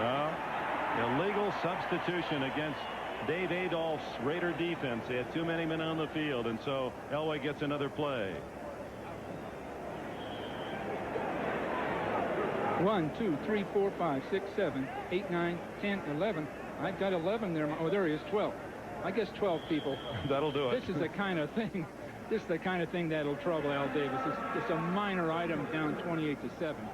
Minor item, but this is the kind of thing that'll gall Al, and Dave Adolph will hear about it. Instead of 4th down and having to give up the ball, Elway gets another play, and a timeout has been taken by Denver. 28-7 in the third. And they'd rather beat than the Raiders in this town in Denver, and they're up 28-7, and they get a free play now. It's 3rd down and 3 after the too many men on the field call against the Raiders. Here's the draw coming up to Winder, and Winder has the first down as he slugs it to the 42 of the Raiders. So that penalty costly. Instead of getting the ball, Denver maintains possession, and of course they're trying to chew up as much time as they can. And this is where the old 45-second clock rather than the 30-second clock really helps a team that has the big lead. Right, they can use this clock, and I'd assume they would. A lot of time left in the ball game. That time the Raiders sort of fell into a Denver trap. They tried to blitz with their 3-man nickel. 2 defensive backs and left a big hole inside. Jim McMahon has thrown a touchdown pass, and the Chargers lead Kansas City 14-6 now in the third. Elway, and he had to unload Alexander, who was well covered by McElroy. Tom Benson was shooting through on Elway. Well, we got Perry right back inside. Perry has not been a quick athlete. Now with the knee problems, the Raiders will have a chance to pass rush. If so, make it the sack, I guess. The problem here, I think, for Denver is they're trying a lot of special plays, play actions to get their first downs instead of just hammering out. We've had 2 sweeps, 2 big sweeps to the left, no sweep to the right, and that's the kind of thing they'd want to develop because they got Cleveland next week, and we have to run on Cleveland. Well, you saw the good news for Denver. Gerald Perry, all right, he's back in at left tackle.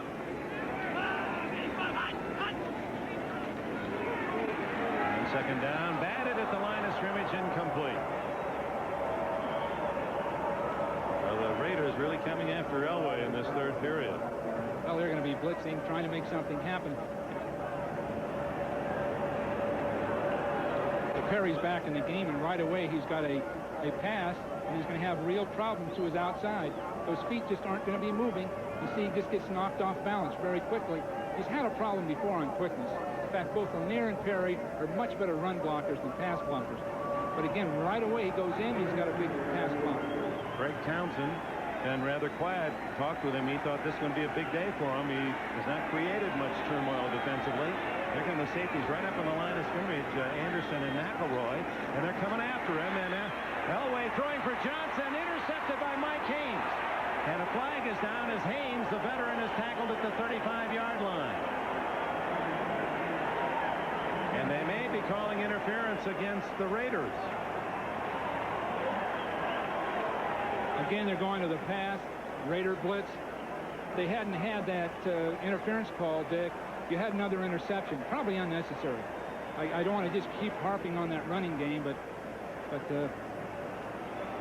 when you're ahead by 3 touchdowns, you. Yeah.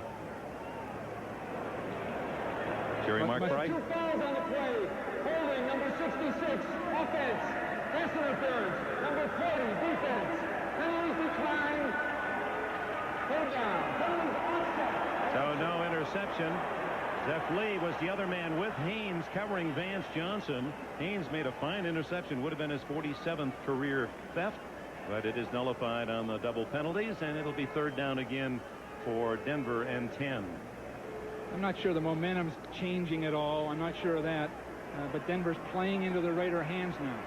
If another incomplete pass, the Raiders are going to have a chance at it. And it's Elway from the shotgun. He moves Winder to the other side.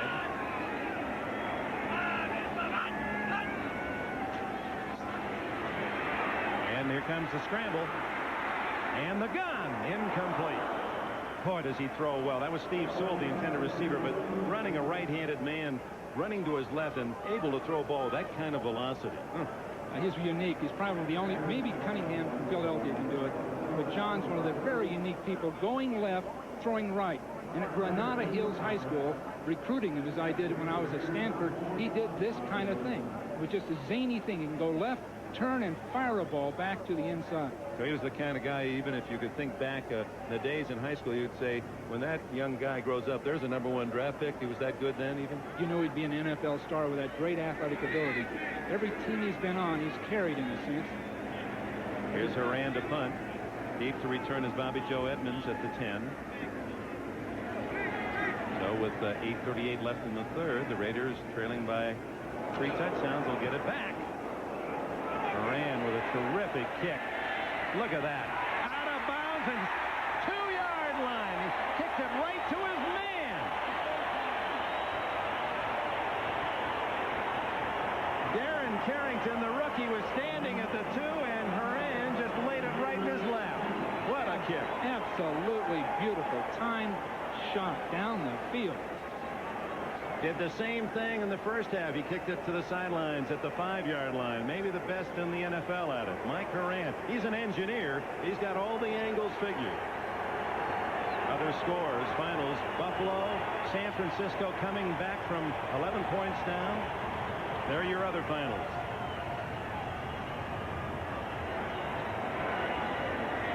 Flag is down as we await this official conference, and you look at the scores.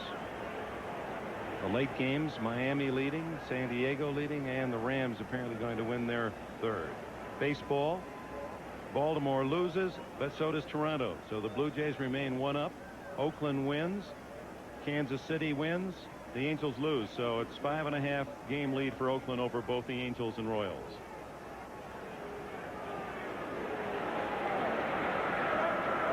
We're having a member of the kicking team going out of bounds and coming back in to down the kick before it was touched by the receivers. I'm now going to give the option to the Raiders.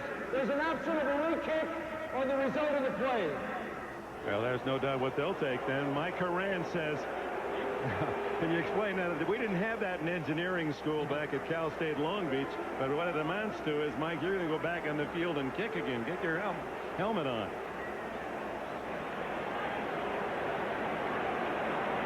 Carrington, the rookie, really got in the way of the play. Didn't need to down it. The ball was going to go out anyway. It looked like he just ran. Well, he just got in the way of the ball. See, he's out of bounds. Now he's back in to hit the ball. Now, that is a good call, because the way the ball was bouncing, had he not stopped it, it would have gone in the end zone. He would have stopped it, yeah. So Horan now will come back on and kick it again. He probably won't have any problem with that accuracy. Well, he led the league last year in net yardage punting, 37.8, almost 38 yards a punt net. And part of it was because of just this talent, kicking the ball out of bounds. Well, a good net is 31 or 32, so he's just far and above everyone else. What a difference. Finish up the other baseball scores. The Cubs beat Pittsburgh today. St. Louis wins, so the Cardinals' hopes are flickering but still alive. They meet in the final series of the season. Montreal beats New York. San Francisco winning again, and San Diego and the Dodgers tied in the 7th. 4th down. Horan, who in the offseason has been working in designing manned and unmanned radar equipment, radar and sonar. That sounds like pretty good training for a kicker trying to aim that ball out of bounds. Maybe he's got a little beeper set up in those corners. Let's see if he can do it again. Good off-season job for him. I'm sure he didn't get that at the employment office. Well, last year he kicked 19 times inside the 20 until the last game against Cleveland when he had 2 touchbacks. Anything drive a coach crazier than having a short kick and kicking right down the middle and right through the end zone? And you look for the average. You get the younger punter just seeing that average. Get it over the goal line, anything. Get the average up. Raiders with 10 men on the line of scrimmage. And this one is down the middle. Edmonds lets it bounce, and it goes into the end zone. So for the first time this year, Horan finds the end zone, the touchback, and the Raiders at the 20. 47 yards, but only 27 net on that one. Well, next Sunday, week 4, begins at 12:30 Eastern time. These Broncos will be in Cleveland. The Browns play Cincinnati tomorrow night. We could have a matchup of unbeatens there. Cincinnati, Kansas City, Miami, and Houston. Indianapolis and the Jets. New England, Buffalo. Buffalo pleased with that big overtime win. Pittsburgh and Detroit will be in the Coliseum to see Seattle. They won today against the Raiders, and San Diego at Phoenix. So be with us on NBC. Here's a time where Schrader and the Raider offense has to get something on the board. Down the middle to Bueller, incomplete.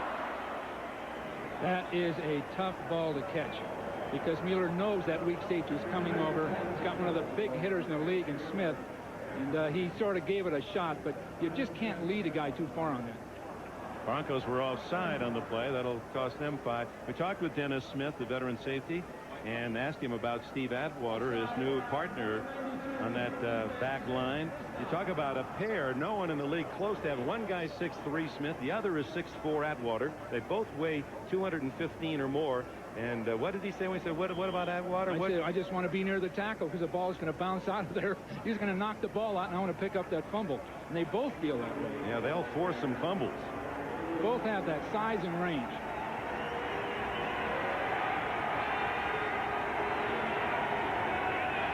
From the 25. Marcus Allen at 44 yards in the first half. He's short of the first down. Buffalo game, Atwater was injured. He injured a thigh, had a thigh bruise. They say that he's got thighs like Earl Campbell. He said that they're so big that his thigh pad doesn't cover the whole front of the leg. And actually injured his thigh. There you see the back side of it. Boy, he does have, for a man that looks so angular, huge thighs. They say he's another Earl Campbell from his thigh size. But the key for this guy is he makes the big stops. He can play the ball in the air, but the leadership quality, they needed young leadership on this club. So many of the people were released. They released Mike Harden. Mike was a fine safety for Denver for a number of years, but they felt they had to make room for Atwater, and Harden had to go. He couldn't be a backup. He wasn't a special teams player. So from the standpoint of Harden, he's now on the other team playing football, and the Raiders need him desperately because Van McElroy is playing both safety positions in a sense.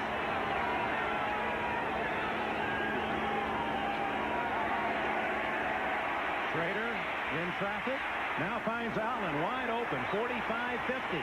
Oh, nice move by Allen, but able to make the tackle was Wyman Henderson at the Denver 49. First down, 24 yards on the play. Wyman Henderson, we had him for the strike games.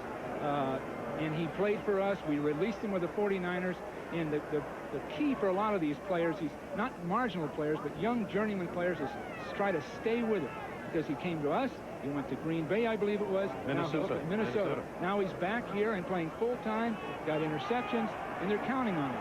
And here was a player during the work stoppage, during the strike, that was a fill-in player. So first down for the Raiders at the Bronco 49. Trailing 28-7 with 6:35 left third quarter. Underneath again to Allen. Working on those linebackers. And here comes Tyrone Braxton to make the tackle, the other corner. Two new corners in this rebuilt defense of Wade Phillips in Denver. Braxton and Henderson. Well, we're going to get a crossing pattern. And what we're going to do is get Marcus Allen crossing the field to the other side while the others clear out. Now, this is the kind of thing that Jay Schrader should be doing, the Raiders should be doing. There's no use bothering with a run now other than as a changeup. Just these short intermediate passes. You don't want to wear Marcus Allen out, but he is a fine receiver. Both backs are good receivers. Just ball control. Try to get bigger chunks of yardage at this point in the game. They have to. Allen with over 100 yards now running and receiving. And here's Steve Smith on the draw. And he gets it to the 30-yard line and a gain of about 7-8 more before Atwater and Braxton can make the tackle.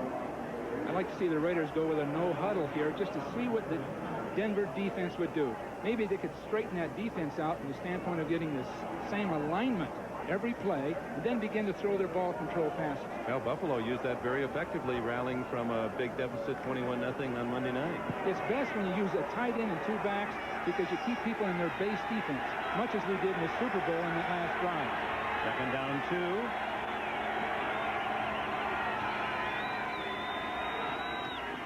Draw again, and it's Vance Mueller, and he gets only a yard. He'll be short of the first down. Greg Cragen, the nose guard, doing a good job stacking up that play. There's no need to be conservative at this point, and I know I'm overstating it, but down 28-7, they might as well drop back and throw their intermediate passes, maybe run a draw about every fourth play, but they've gotten away with it so far. It's not as though it's failed. They're getting good pass protection, and if they did that without a huddle, much as the Bengals do, I think they'd have a chance to get back in and score, then who knows? Actually, it's third down and 1. Ball on the 29. The stakes are at the 28.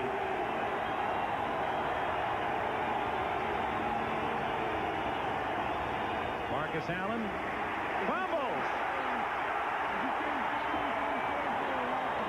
And the Raiders recover for the first time. The ball turned loose and Broncos didn't fall on it. I'm sure Al Davis would wonder about that call, Dick. They pulled it.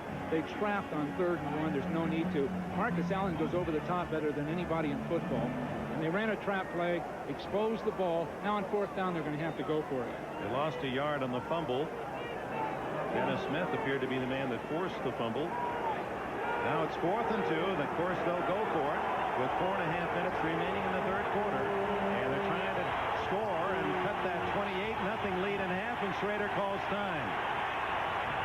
Marcus over the top, Dick. That's all they need. Well, Mike Shanahan will visit with his quarterback. A crucial moment in this game as the Raiders try to mount what seems to be the insurmountable.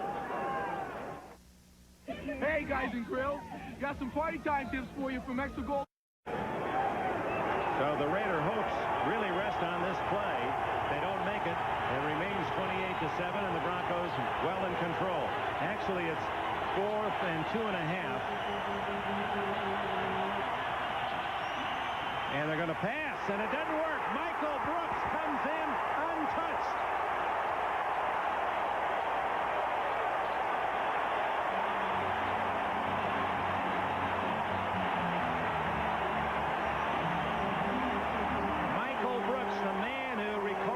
Safety in Buffalo Monday night that started the Broncos to a win. He comes in clean. Of all people, is the backside linebacker on the play. No one there to block him. No one there to block him. I'd assume the guard should have opened up and picked him up.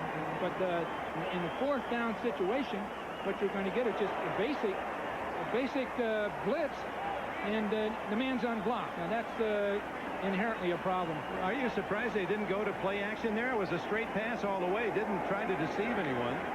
I think Marcus could have gone over the top, still made it. Here comes Bobby Humphrey. He fumbles the ball, and the Raiders recover a live ball. Washington can still run, and he gets to the 30-yard line. So Humphrey hit. The Raiders get it right back. Tom Benson made the pop and knocked it free. Now Raiders go down the field with this ball right now.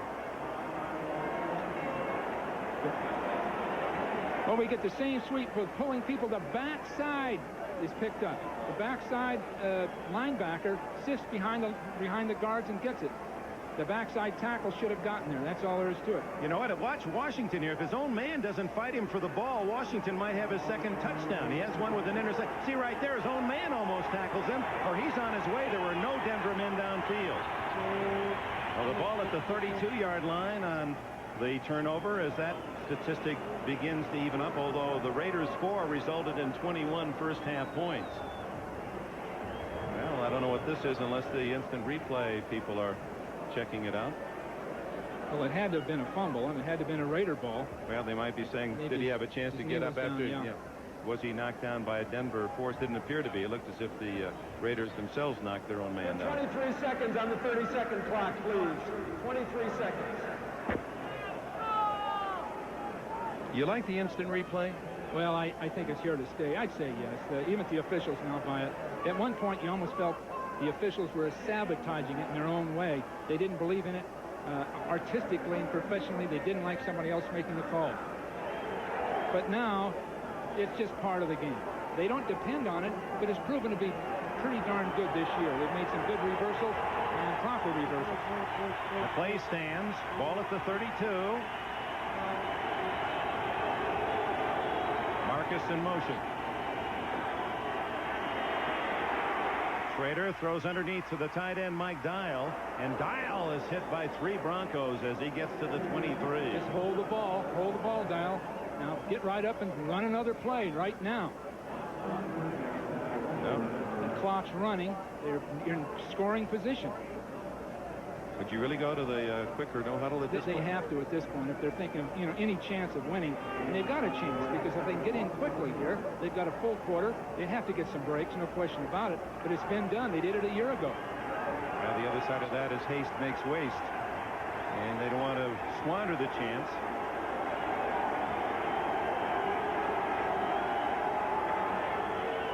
Flags are down. Schrader throwing to the sidelines. Fernandez out of bounds inside the 20, and we'll check the penalty. Wilkerson jumped offsides and didn't jump offside. He jumped into pass protection.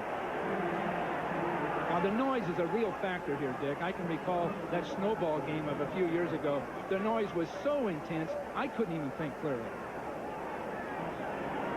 So this stadium, of all the outdoor stadiums, the configuration makes it really tough. And the people have always suffered. Number 68, offense.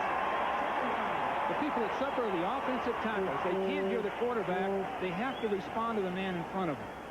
So on a 2nd and 2, that 5-yard penalty will now make it 2nd and 7. There you see the stadium. It's even tougher when the opposing team is going the other direction. When you get into that closed end, at least there's some open area at this end of the stadium. Sell out. That's been the theme for 20 seasons now here in Denver. You got to be, if you join the list, you'd be about 100,000 people away from getting season tickets. They've got that much backlog. Good protection and a good catch by Fernandez at the 14-yard line. Well thrown, well caught. Wyman Henderson made the tackle. First down, Raiders. Fernandez, a star in the Canadian Football League before he came to Los Angeles. He's a lot better player than I thought he was prior to the season, but now watching him week in and week out, he makes big catches. He's got that size, and he's typical of the Raiders receivers over the years. Goes well down the field and goes up for a ball. He's 6'3" and 205 in the Canadian League. He was the most valuable player with the BC Lions 4 years ago. You'll notice he's a San Jose State man, by the way. Right. First one I've ever met from San Jose State. Smith stacked up a yard at best, maybe more. Carl Mecklenburg, Andre Townsend and company. Just to finish on Fernandez, all he did in the Canadian League in 5 years, he caught 374 passes in 5 years. Well, the Raiders waited for him to finish out a contract. Everybody in the NFL knew he was out there and were waiting for him to be available. And the Raiders were in on it. Much of the Al Davis mystique worked in that one. He was picked in the 10th round in '83, so they went after him. 2nd down 9. Clock, though, ticking away. Less than 2 minutes in the 3rd. Schrader looking for an alternate receiver now. Fernandez batted away. Wyman Henderson, no, Tyrone Braxton made the play. Tried to go to the height in the end zone, but Braxton able to leap in front. Good judgment on Schrader's part. He had nowhere to go. He had somebody right down his throat. The only thing he could do is put it up high and hope for a play. And another flag, and it's against the Raiders.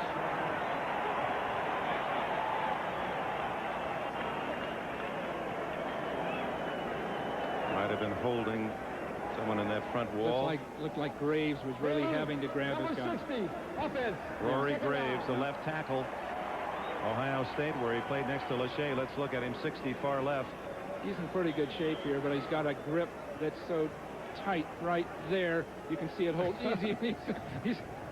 Well, he saw Schrader in trouble. It was each man for himself about that. That's the ice truck there. He had the old prongs out there. That's the things he used to carry those ice blocks around with. Left and right. He's going to hook on. Tongs. Screen up the middle to Smith. Another flag is down. And Smith gets to the 10, inside of the 9. Oh, brother. I can't believe it. Everything's going wrong. It's just that the team just isn't functioning that well. Number 60, offense.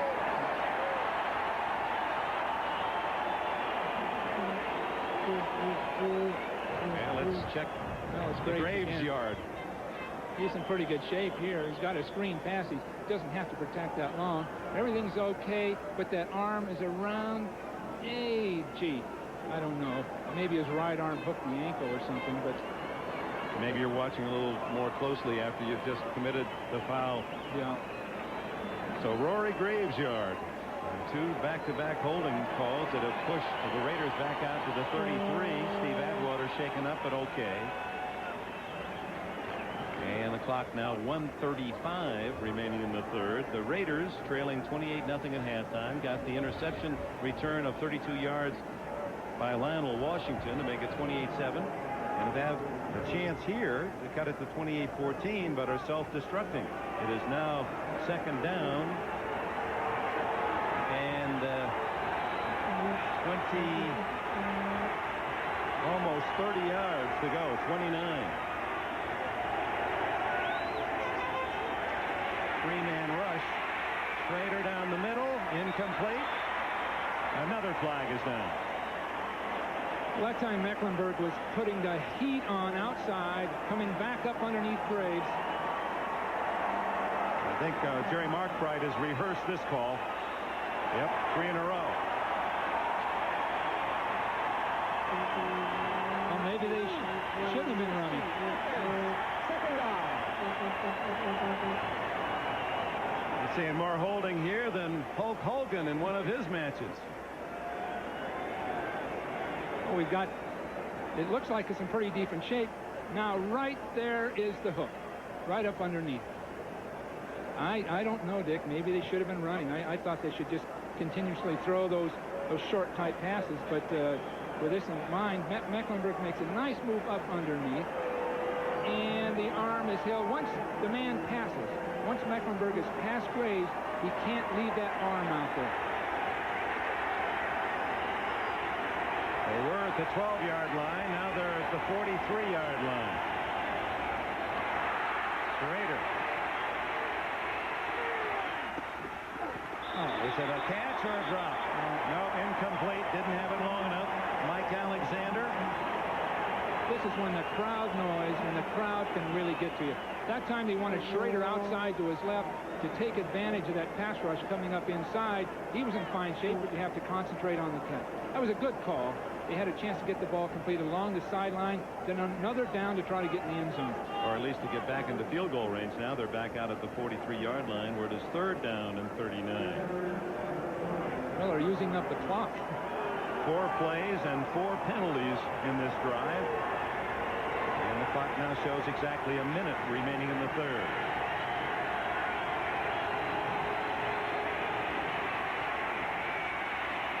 No one there. Steve Smith was well covered. Dropping out was Ron Holmes, required from Tampa Bay, the former #1 pick of the Buccaneers. He just played it very loose on that backside and was playing pass coverage on Smith. Well, those are the kind of things that a good play, but called at the wrong time. We had a zone defense, third and huge yardage. Then you try to look for a throwback. You know that people are going to be waiting over there for something. So instead of a touchdown, instead of maybe even a field goal when they were at the 12-yard line, now on 4th and 40. The Raiders bring their punt team on, and the Broncos, for whatever reason, call timeout with 53 seconds. That'll give us a chance to update you on the other scores. Reeves seems puzzled about the calling of time. Miami leading the Jets by 4. The Jets got a safety. That counts for the unusual scoring in that one. Now in the 4th, San Diego leading Kansas City. The Chargers going for their first win. And after 31-0 lead, the Rams have seen Green Bay come back in the 3rd period. 3 touchdowns. Green Bay is starting to show signs of development. They really are. They've put together just enough talent now. They're making people like the Rams flinch a little bit. And I think they've done a great job up there.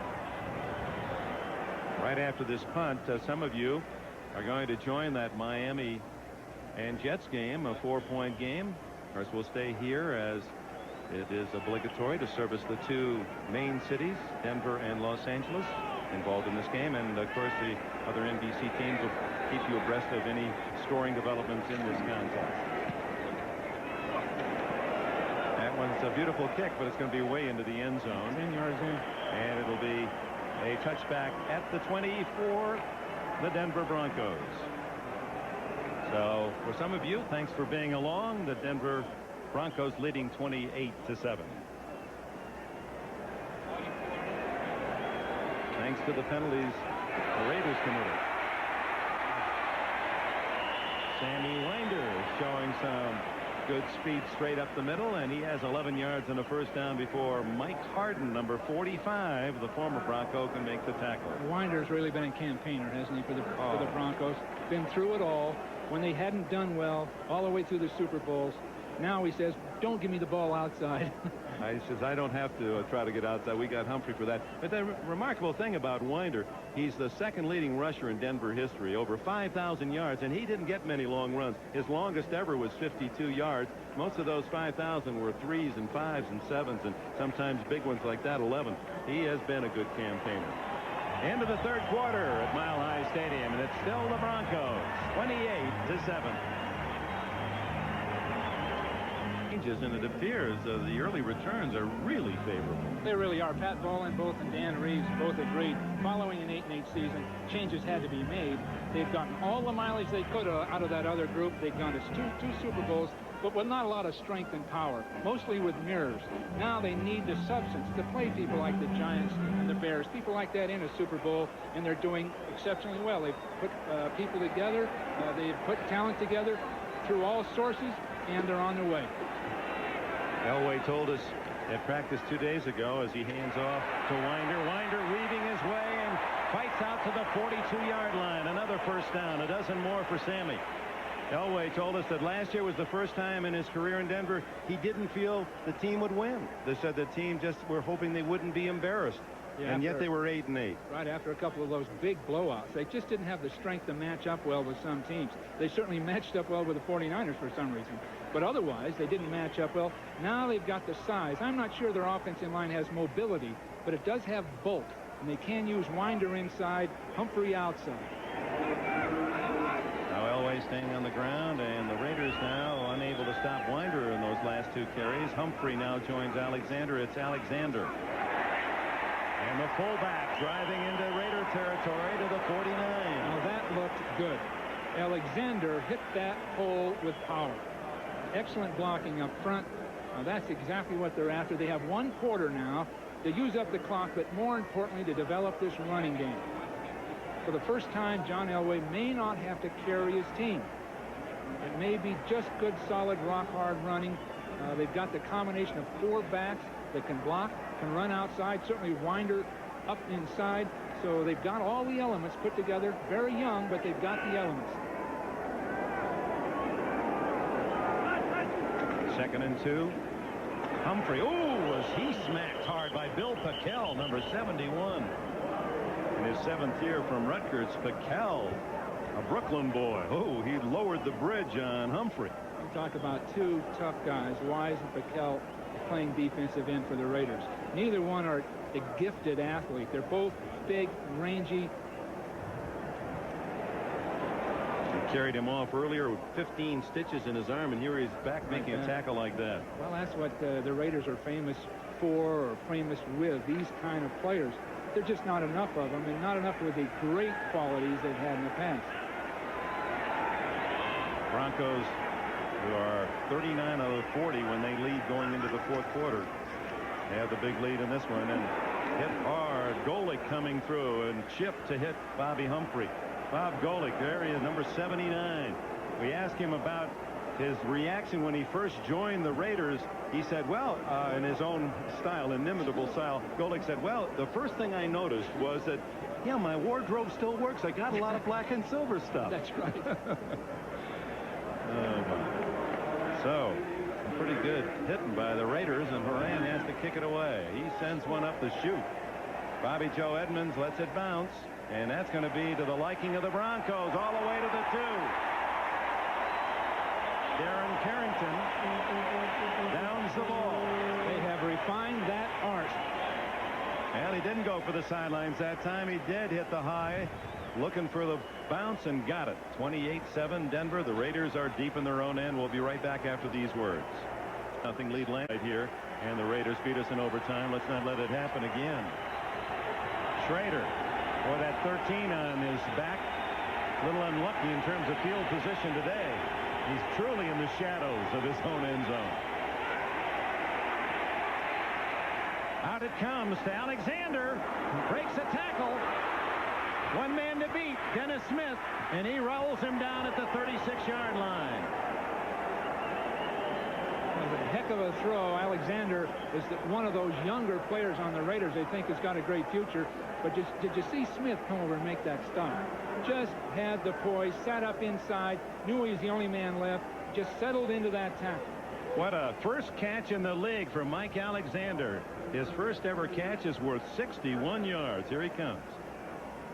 He works up the field. Smith is on his way over. Just can't wait. No, that's Atwater. Now look at this.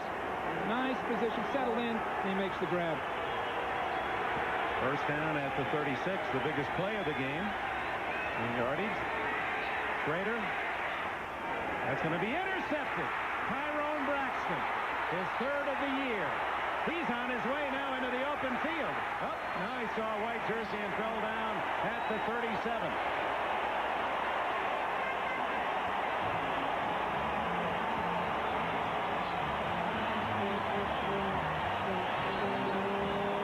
Schrader had some heat just to his outside, but it was the ball is beautiful defense from the standpoint of forcing him to throw over people's heads. And with that in mind, he just had to throw it over people's heads to try to complete it. It wasn't there. What he had was a corner pattern where the heat coming outside him. He had to step up and try to throw it. He overthrew it to the outside. He almost loses the ball here. Over the top, couldn't quite make it. That's a tough throw, especially with that pressure from his outside. Mike Dial, the tight end, was the intended receiver, and Braxton with his 3rd interception in 3 games. From the 36, Elway throws it into the flat to tight end Clarence Cade. Out to the 42-yard line, a gain of about 6.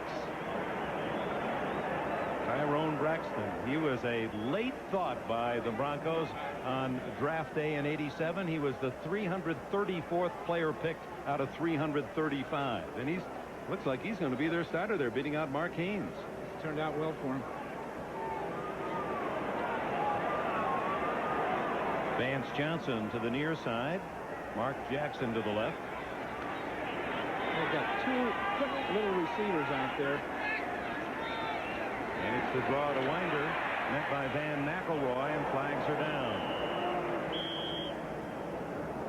Well, the makeup of this Denver team with the 2 quick receivers on the outside, good solid tight end play.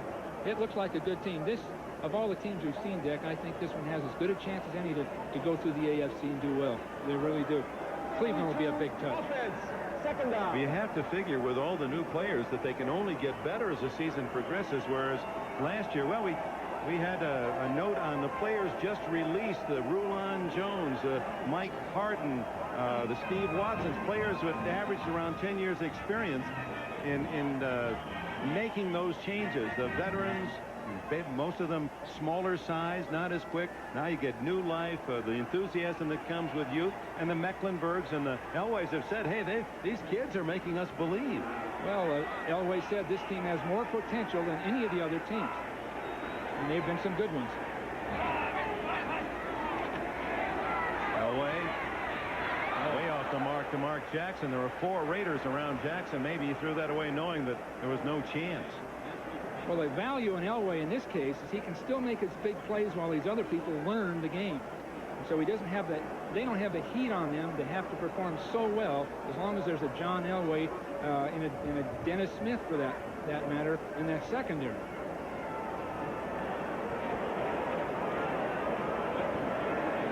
Now the Raiders had some special blitzes for Denver.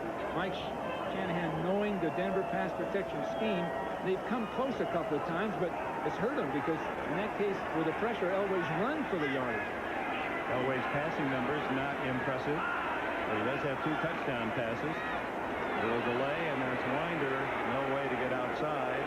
And on 3rd down and long, the fans, they're ahead 28-7. Let's go to New York. Dick Enberg, I know you've called some of those wild Miami-New York Jet games in the past. Another one is shaping up. Here's Ken O'Brien with a flip to Johnny Hector. Nice catch and run, 23 for a touchdown. O'Brien's second TD throw. Marino has 3. They've still got most of the 4th quarter left. Miami 30, Jets 26. Dick? All right, Bob, indeed. Remember that game a couple of years ago out in the Meadowlands, won in overtime by the Jets, and all those long passes. Al Toons, and that day Wesley Walker having such a sensational day in beating Miami. It was just yesterday it seemed that the Bear 46 defense dominated football. Look at that kick by Horan. Edmonds does a good job spinning and turning, and finally apparently stepped out of bounds back at the 24-yard line. So the Raiders have the ball. Less than 9 minutes to go. Denver leads 28-7. Back to Denver, Colorado. A beautiful Sunday. Broncos leading 28-7 after the punt. Schrader starts from his 25. He's got a man open. Fernandez down the sidelines. Now a foot race, and Fernandez will go all the way. Swerving Mervin Fernandez ran a straight line that time, and no one covered him. Well, the safety Smith was supposed to be over there, and he didn't quite make it. He had that big hole in behind the corner, and it was wide open. Well thrown, and Fernandez really showed speed right at the end of that play. 75-yard strike, and with 8:44 left, the Bronco lead is cut to 28-13. You see that some inherent possibilities in the Raiders.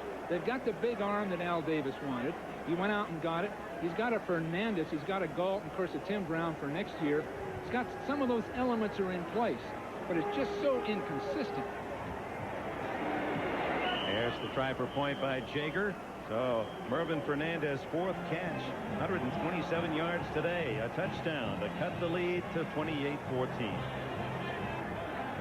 Mervin Fernandez with his 3rd touchdown of this young season, averaging well over 20 yards a catch, gets 75 yards on that one strike. And now Jager roots one deep. That's going to go right out of the end zone. That went about 75 yards in the air. Let's go back to the touchdown. Well, veteran Smith, Dennis Smith, didn't do it. He was attracted by Dial inside and just held it a little bit, then couldn't get back over. With Smith, all his experience, a Pro Bowl football player, you'll notice that he's not breaking where he should, and that hole hits inside. Now it's just a foot race. Henderson can't catch him. Smith has lost a step, no question about it. Beautiful throw. Fernandez really showed some stride when he went out after that thing. Well, you think back to that drive they squandered with all the penalties. This could be a 28-21 game with 8:38 left. Now Denver's going to have to run the ball. This is the key to the game. Winder, who protects the ball well. Gets to the 24-yard line where it'll be 2nd down and 6. 3 first downs rushing. They can probably get 5 minutes off the clock with just 3 first downs rushing. And that's what they have to do right here. They can't afford incomplete passes. Well, that's Schrader. He does have a rifle, doesn't he? These two men, Elway and Schrader, as we talked about, their many likenesses, and one again is their ability to throw the long ball. There's not many guys that can outrun their passes, and they've got some speed to throw to. That's so true. Elway's got a big advantage with playing so much more football than Schrader. Also, maybe his instincts are, they're so good. There aren't many like Elway, but Schrader does have the arm. Here comes Benson, and the throw is off to the tight end, Pat Kelly, and he gets a yard before Van McElroy comes over to make the hit. Let's update you on the other scores. Boy, you need a computer to add up all of the touchdowns of this day. Miami now leading by 4 in the 4th. 21-6 San Diego, and Jim McMahon, apparently the Chargers, going to get their first win of the year. The Rams led 38-7 in that game, and now in the 4th with plenty of time, Green Bay has closed within a touchdown. Buffalo in overtime 47-41. Philadelphia and San Francisco, that's not a correct score. San Francisco beat Philadelphia 38-28. Trying to shortchange your former team.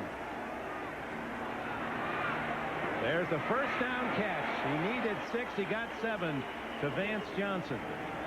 Vance Johnson able to pick up the first down at the 31-yard line. We talked about his artistic talent, and he's been working on several projects. One is that of Sammy Winder. There is his painting of Winder. He likes Leroy Neiman, does Vance Johnson, and he also likes the work of Patrick Nagel, the late artist who painted women, and perhaps his strength, though, thus far as recognized in his shows, has been Vance Johnson's ability to do the portraits of women. In fact, a lot of the wives of Bronco players have asked that he do so. He's really interesting, well-rounded man. He says he paints every day. Practice, no practice game. He takes time every day to paint.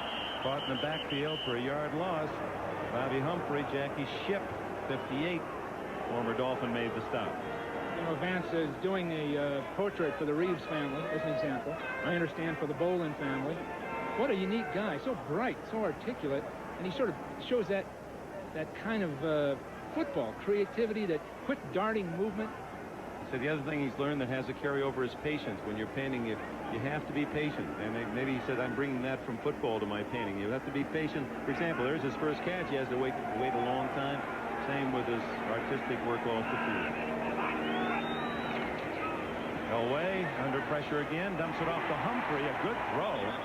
And the tackle made by Mike Harton out at the 33. That was Elway's quick release. It got away with that. Most quarterbacks have been dumped back there. And he only gets 3 yards, but what a throw, right on the money. Vance Johnson said that Elway throws the ball so hard you can actually hear it whistling coming in, much like a baseball hitter talking about a Nolan Ryan fastball. You can hear it coming. He said, in fact, he's had several dislocated fingers in practice and games, and you see that right index finger of Vance Johnson. That's just because of the power of Elway's arm. 3rd down 7. Pressure, oh my, and there's a fumble. That's a live ball. And here goes Lyndon King for a touchdown. Oh my, we've got a game. Greg Townsend made the hit.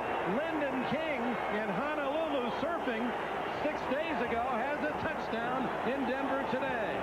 Well, Mike Shanahan said they had the blitzes to beat the protection. They did. A totally unblocked man coming up inside. They gap blocked in here to pick McElroy up and come right up the field to King. Nobody touches him.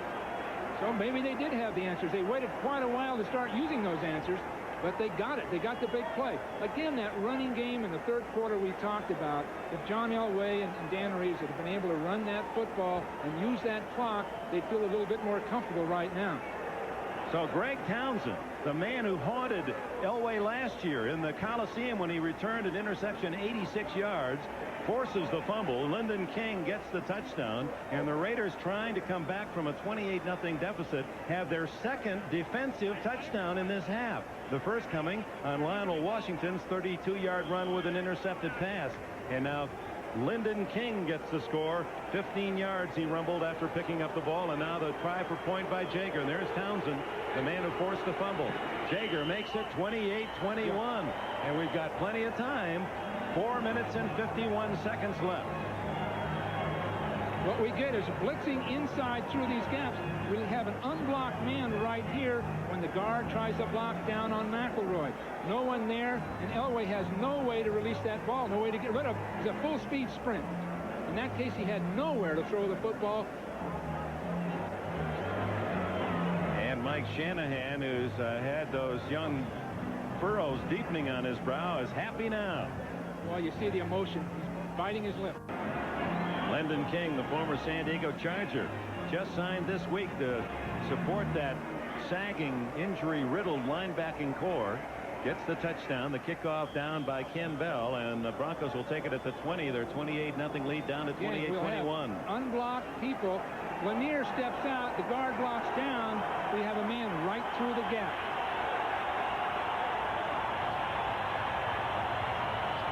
Unblocked. I think Lanier should have blocked down. There must have been a call that wasn't made by that offensive line. But again, it shows Denver getting in trouble, having to throw the ball in the fourth quarter with a lead. The running game isn't quite where they hope it would be. Obviously, it's got great potential. Again, the running game. They've got to make first downs and use the clock. Force the Raiders to use whatever timeouts they have. 4:45 left, and Elway comes out throwing on first down, and he goes long, and it is knocked away at the last minute. Lionel Washington, and Vance Johnson had a half step on him. Washington made the play. Tight play, but no time off the clock. No time off the clock. In a sense, it's the thing to do. This is a good job by Washington. He's dealing with a faster man than Johnson. He just reaches in to make the play. But again, now, no time used on the clock. That could have been about 40 seconds of time had the Broncos run the ball. Just think of 40 seconds as this game winds down. 40 more seconds of time. Well, you had the feeling, even the fans, they were booing when the Denver ran leading 28-7. And you got to remember, the first thing you want to do is win the game. Then you can get the long plays after. Now Elway's racing for his life. Jackson downfield, incomplete. Almost intercepted on the deflection as Terry McDaniel, behind the play, almost picked it off. Van McElroy made the defense, knocking it free of Jackson. And again, now obviously the Broncos are going to have to throw again. So you take 3 plays. If this is an incomplete pass coming up, you're talking about 2 minutes of football just by running the ball and not making a yard. Boy, McElroy came over a second line of defense nicely, and then the ball popping free in the midst of the Raiders. Well, here's a big play for Denver. Who would have thought that, the way they were controlling the game?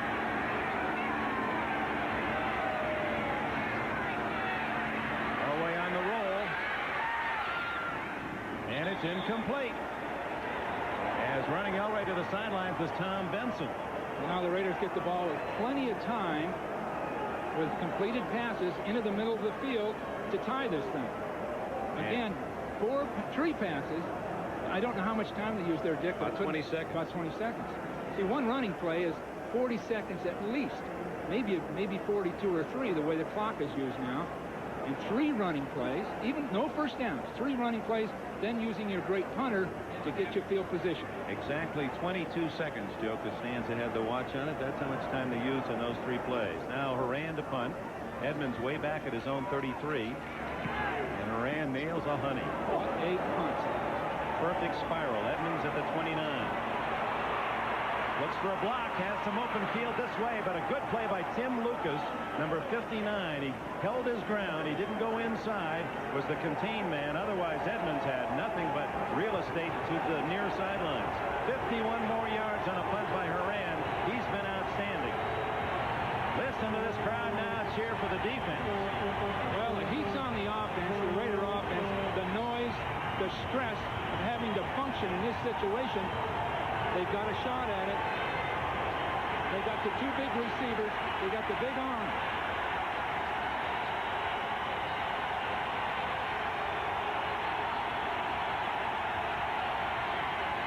Deafening as Steve Smith on the draw gets it out to the 42-yard line. Carl Mecklenburg, the tackler, along with Dennis Smith. 5 yards for Steve Smith. Come on, speed it up. Speed it up, Raiders. Too casual right at this point. A lot of time coming off that clock. If they had 15 or 20 more yards of field position, they could be casual, but they're going to have to get going. Timeout situation. The Raiders have 2 left. The Broncos have only 1. 2nd and 5. Good protection. Long bomb. Oh, and Fernandez almost pulled that one in. Tyrone Braxton on the coverage. Boy, that Schrader, he looked as if he barely threw the ball, just lobbed it out there and went 60. Well, that was a hope shot that time. There was coverage on both sides of the receiver, both sides of him, along the sideline. Nothing really could happen off of that. He was out of bounds anyway. They need to get the ball down the field inside, even if it takes some time. There'll be some holes in that zone inside. 3rd and 5. These fans shaking the rafters here.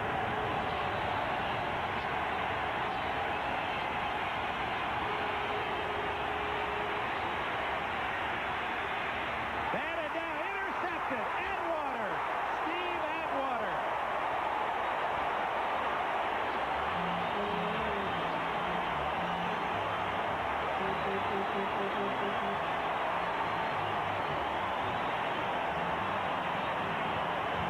His 2nd interception today, and defensive coordinator Wade Phillips gets a big play from the rookie. Was that a batted ball, Dick? I didn't see that ball. Yeah, we're going to see it again right now. There's Atwater, 27, right in the middle of your picture. He's just holding off, covering Marcus right here. Oh, just right to him. Gee, that's good hands. Good But that range to catch a ball thrown that hard, that's remarkable. Atwater was just there to cover Marcus Allen, just waiting for Marcus to come out of the backfield. The throwing lane right over the top of him. He just reached up and caught it. Well, the Raiders didn't spend a lot of time either. There's still 3:23 left. But the Broncos almost in field goal range now. This is Winder. 31-yard line. Bill Packel trailing the play. Made the hit along with Van McElroy. And time called by the Raiders. That's an interesting use of that timeout to stop the clock now at the 3:13 mark. I guess they just want to get it stopped as quickly as they can. Boy, it's a terrific night tonight on NBC, and we hope you'll be around to enjoy the evening with your family. Alf holds court, begins things, then the return, the premiere of the season for Sister Kate and my 2 dads, and then any of you that enjoyed the 15 years of Saturday Night Live as much as we have all those great stars. Well, tonight, the 15th anniversary special, the funniest of the lot in 15 years, from Billy Crystal, Eddie Murphy to all the rest. Saturday Night Live. You ever watch it, or you ever stay up that late on Saturday night? I still see all the replays. They're great. The old ones are well, they're all good. But those original comedians, we didn't know how good they were until some years later. Yeah. Outstanding. Game movie stars, Chevy Chase and all the gang. Well, that's tonight on NBC. Meanwhile, down in Miami, the Jets had tied the score at 33-all on a Hector run late in the 4th quarter. 2nd and 6. Benson might have been offside there. Humphrey is hit at the 26-yard line. It appeared that Tom Benson was across the line of scrimmage before the ball was snapped. Let's see. The flag is down. Well, all the Raiders can do now is to try to get the ball, do anything to get that ball clean, get it away, take their chances. Well, its early signal is it's not against the Raiders. Illegal motion. Offense. Oh, that's a big call against Denver. Well, we're going to get a man upfield slightly just before the ball snap. Illegal motion, number 87. But did you see Benson on the outside? It appeared that he was, well, I guess that he was drawn off. Maybe that's the call, that motion is what pulled Benson across. The man in motion can't hear Elway very well. He's looking at Benson. Benson moves, he moves. And that's the problem with motion away from the quarterback. You have to almost respond to the defensive man rather than your own quarterback's cadence. So that takes away the gain on 1st down and puts the ball back at the 37, where it's 2nd down and 10 and a half. Call it 11. Again, 40 seconds to run. 3:07 left in the game. 28-21 Denver. The Broncos led 28-0 at the half. 2 touchdowns by the Raider defense on a pass interception and a fumble have made it close. And nervous for these Mile High fans. Draw, Humphrey. Jackie Shipp was first to get there and drags him down at the 32, and you saw that quick start by Humphrey. Timeout, Raiders. That'll be their final timeout with 2:58 left. They got the 2-minute timeout. They call the time here on 3rd down and about 5. This telecast is presented by authority of the National Football League, intended for the private use of our audience. Any rebroadcast or other use of this telecast without the express written consent of the Denver Broncos and the National Football League is prohibited.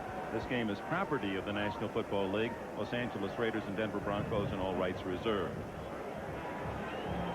Well, Mike Shanahan made a remarkable comeback last year here in Denver, down 24-0, tied it in overtime, won that game, and then again in Los Angeles beat the Broncos 21-20. Here's a man, he doesn't show it and won't admit it, but from all the word you get surrounding the Raider camp, from the players to Al Davis to the press to the Los Angeles fans, Mike Shanahan, despite a 5-year contract, needs wins desperately to stay as the head man. Or he needs his team to play consistently. They're just so erratic at this time. Not all of it's Mike's responsibility in a sense, because the talent hasn't been there as a group. Here's that same blitz again, teaming up inside.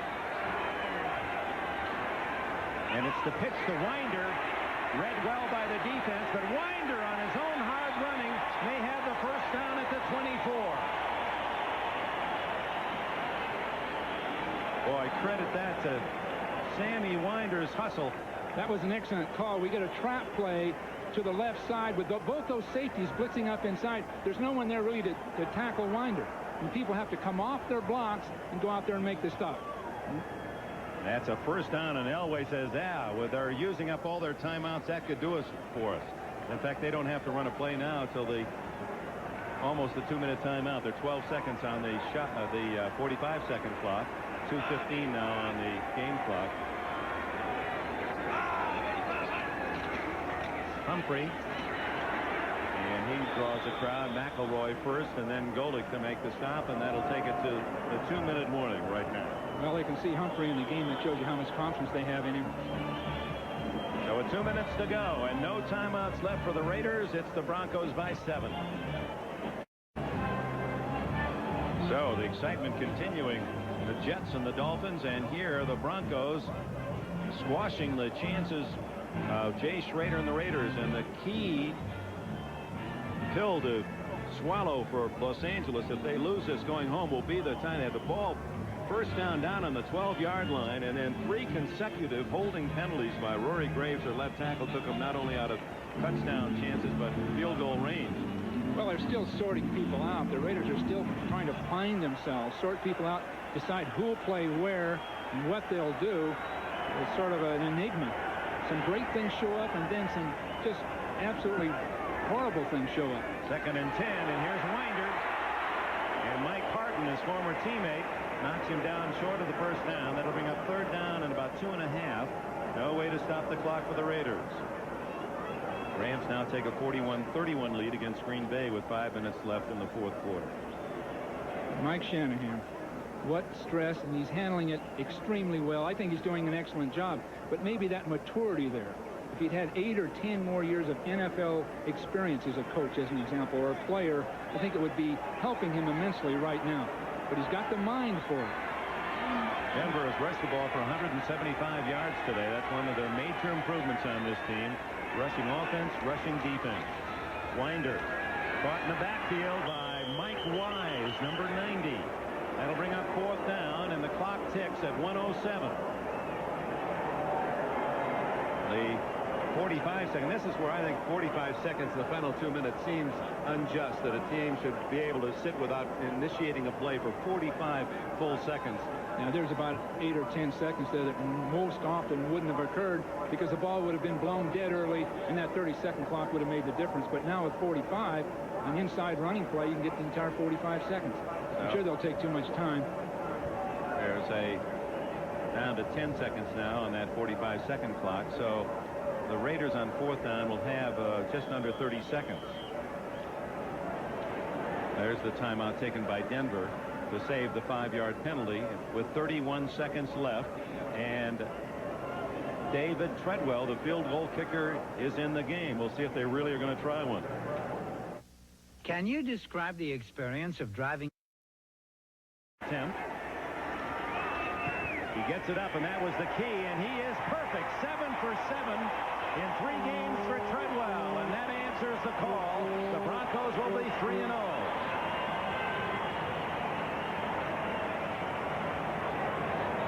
He could be the hottest kicker in the league right now. He really could. Cofer from San Francisco is very comparable, but they've got that strong, steady leg. And what a difference it makes, especially at this altitude. He doesn't have the power, leg power, that some other kickers in terms of distance, but they just marvel at his accuracy. He not only kicks field goals, but he kicks them right down the center. Just like a machine. So 31-21 Denver. The only hope there was for the Raiders to block the field goal, and that was the only risk taken. Next Sunday, there's our lineup. That Denver-Cleveland game, building is a good one. Which one Well, Denver-Cleveland has to be a big game early in the year for both clubs. They can still absorb a loss or two. There's no question about it. But we want to see who's dominant in the AFC. These are two of the real dominant teams. There's the game I'm looking forward to. Seattle and the Raiders, two teams down in the Coliseum. You know why I'm looking forward to it? I think we'll be there, won't we? You're close by. It's our assignment. There's the kickoff by Treadwell, and he gets it into the end zone, and the Raiders take it at the 20. Well, the Raiders can come back. They've done it before, not in this game, obviously. But this season, when they get everybody healthy, if they get in sync, if they just hang in there, there are all kind of rumors surrounding this thing and talk and dialogue in the background and rhetoric, but they're still a good enough team and a great enough organization to bring it all back together and make it work. Well, they get Howie Long back and Jerry Robinson back. They've got Marcus Allen, but he's been quiet the second half. When they're trailing 28-0, there just wasn't as much chance to use him. He's on the sidelines now as they go to the 4 wide receivers. Schrader in the shotgun. 27 seconds to play. Schrader. Incomplete. Tried to hit Fernandez. Randy Robbins there for Denver. Schrader's biggest problem, and I'm sure it can be developed, is those passes between 10 and 20 yards. He tends to drill the ball as a hard catch to make. It might look accurate, but it's a tough catch. Elway, on the other hand, he's got such a tight spiral that people tend to be able to handle his ball a little better. Elway, statistically, you look at his numbers today, and they're not all that impressive, but gee, he made some big plays in that first half. When they had the opportunity, Elway was there to convert. Schrader, meanwhile, is 15 for 27, 290 yards and a touchdown. 3 interceptions. He throws it long. Almost caromed Alexander, number 89. Elway on the day was 11 for 23. Had a couple touchdown passes to Mark Jackson. 131 yards total offense from his passing game. Well, Dan Reeves and Pat Bowlen, both expert in the game. Pat, a wonderful owner, and Dan, a great coach. It just made this an outstanding franchise. If you think of where they've come since Dan came in and Pat came in, it's become one of the great franchises, certainly in the AFC, and they're going to be here to stay from the standpoint of continuity. Pat knows just enough football, when to step in and when to step back, and that combination makes for a great organization. Well, a fine athlete himself, and triathlete, can relate to the rigors of the game. I saw you're a triathlete. I saw you on the weight machine, the bike, and the rowing machine. Marbles, bowling, and I'm looking for a third. Schrader uncorks another long one. Bounces around, and again, Alexander was the closest man to the ball. It came down, almost picked off the rebound, and now chance for a final player. Thanks to our help in the booth, Steve Bazika, Mark Friedman, Ray Friedman, Cliff Dodge, Joe Costanza. The game that Denver will be happy to tuck away and go 3-0, and the Raiders will have so many chances to replay the moments. They had their own opportunities, and at the same time, Howie Long not at all happy being idle. They at the same time, they left the ball on the ground too much. Yeah, a good rest for Howie would make a difference. He really needs a rest on that ankle, because he's a great player. He can have great impact, but he's got to be in there every down. He can't be in and out of the game with a sore ankle trying to play. Yeah, Bob Costas told you the Jets got the ball right back, and they scored on a Ken O'Brien to Roger Vick pass. And with 1.5 minutes left in Miami, the Jets lead the Dolphins 40-33. Well, people are trying to rush 5 people against the pass, trying to play the original 46 Bear defense, and it's just the pass offense now is totally dominating the game all over the league. Schrader just takes the kneel down. The game ends, and the Broncos out of the gate 3-0, and they're galloping using a tough defense. They beat the Raiders.